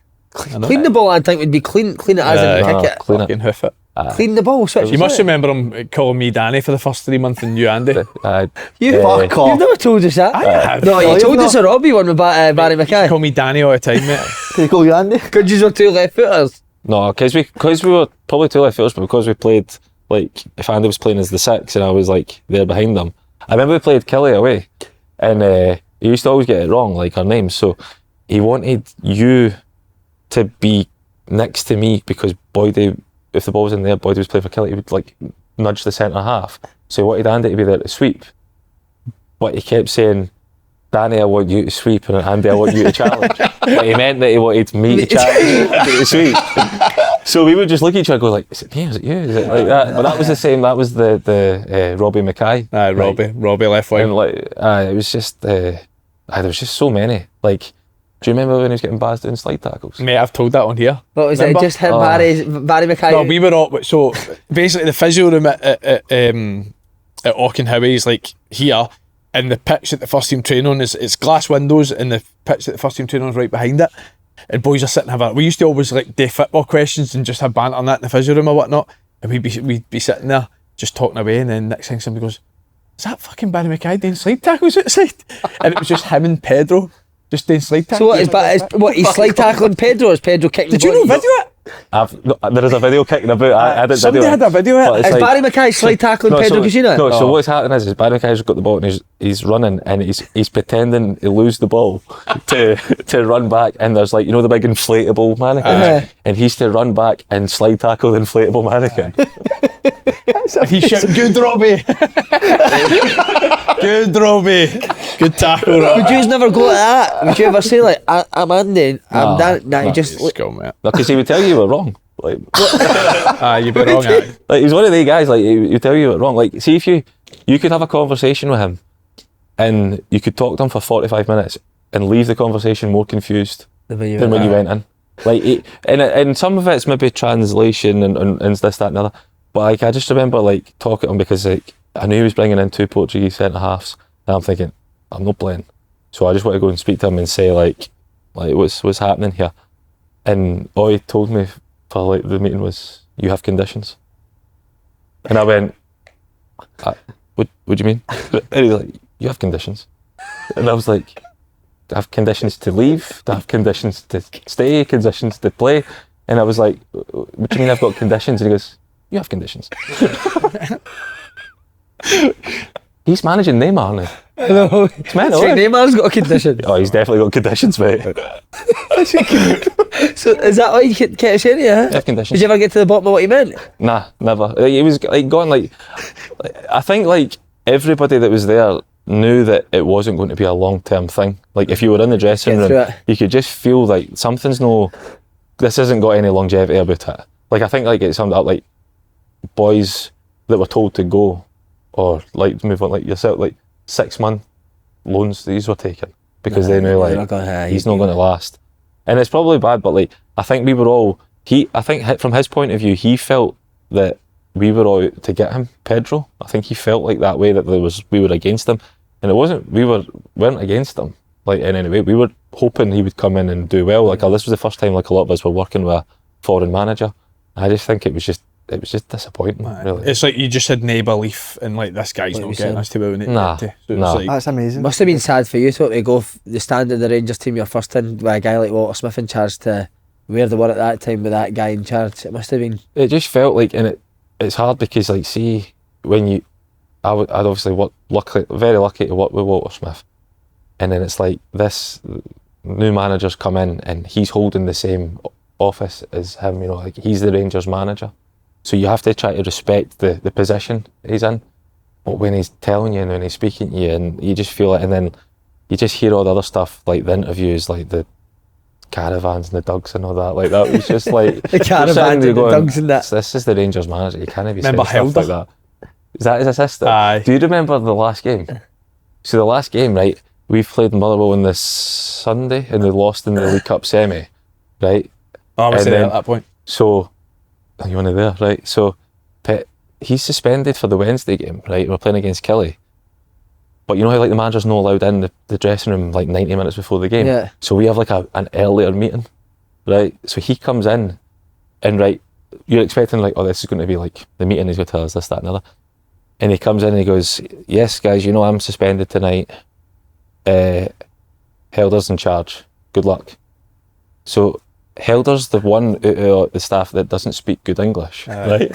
He's got Jonathan Johansson, right? Obviously. Yeah. Right? Do you remember Pedro? do you remember wee Pedro? Aye, we Pedro, aye. So there was Big Pedro and wee Pedro, right? And so wee Pedro is his methodologist, and wee Pedro was bigger than Big Pedro, right? So like all these guys expect he's in charge, the one that can't speak English. What was his talk like? I can't remember. It was a harsh one, the guy, because like I don't speak Portuguese, so I'm not going to turn around and be like, oh, you should be this, that, and the other. But you're thinking you could have left it to anybody else. I just gave a talk there and then. Just gave a talk there and then. But I think he knew that he was maybe on the brink of going. Then obviously did they draw or lose that game? And then the next day he went. And then the next day, like he went, you knew he was gone because we went in and like see like most of the players that he had brought in were all, you know, like when it used to be the bit you walked out to training. Where the big board used to be, they were all sat there on the floor, like just sat on the floor. And I was like, they never sit there. Why they sat there? And it was like, he'd obviously maybe given them the heads up that he was gone. Right.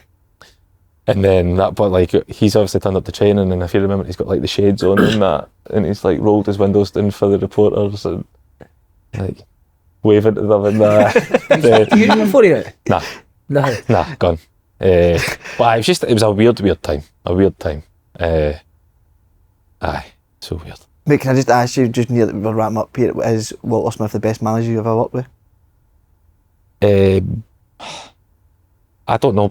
I think he was the best in terms of like brilliant at what he did.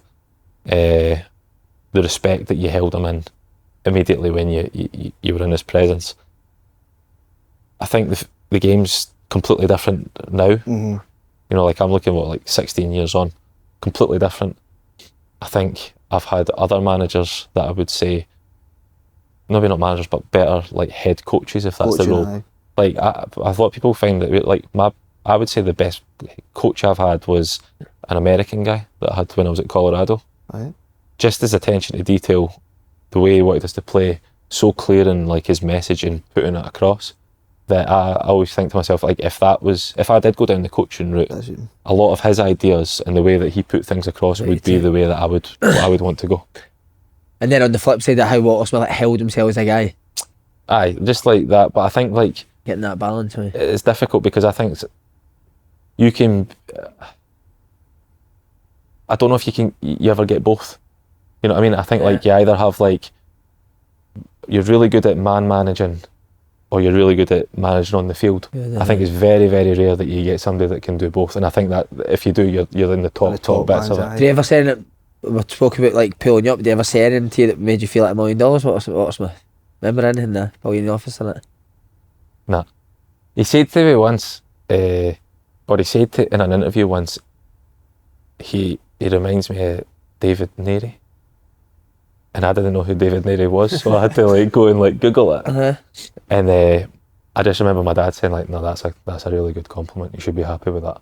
So like, he did give me a good compliment, but I just didn't know what it was because I didn't have the knowledge of it. But he was brilliant. What a career, mate. Amazing. Danny Olsen, incredible, mate.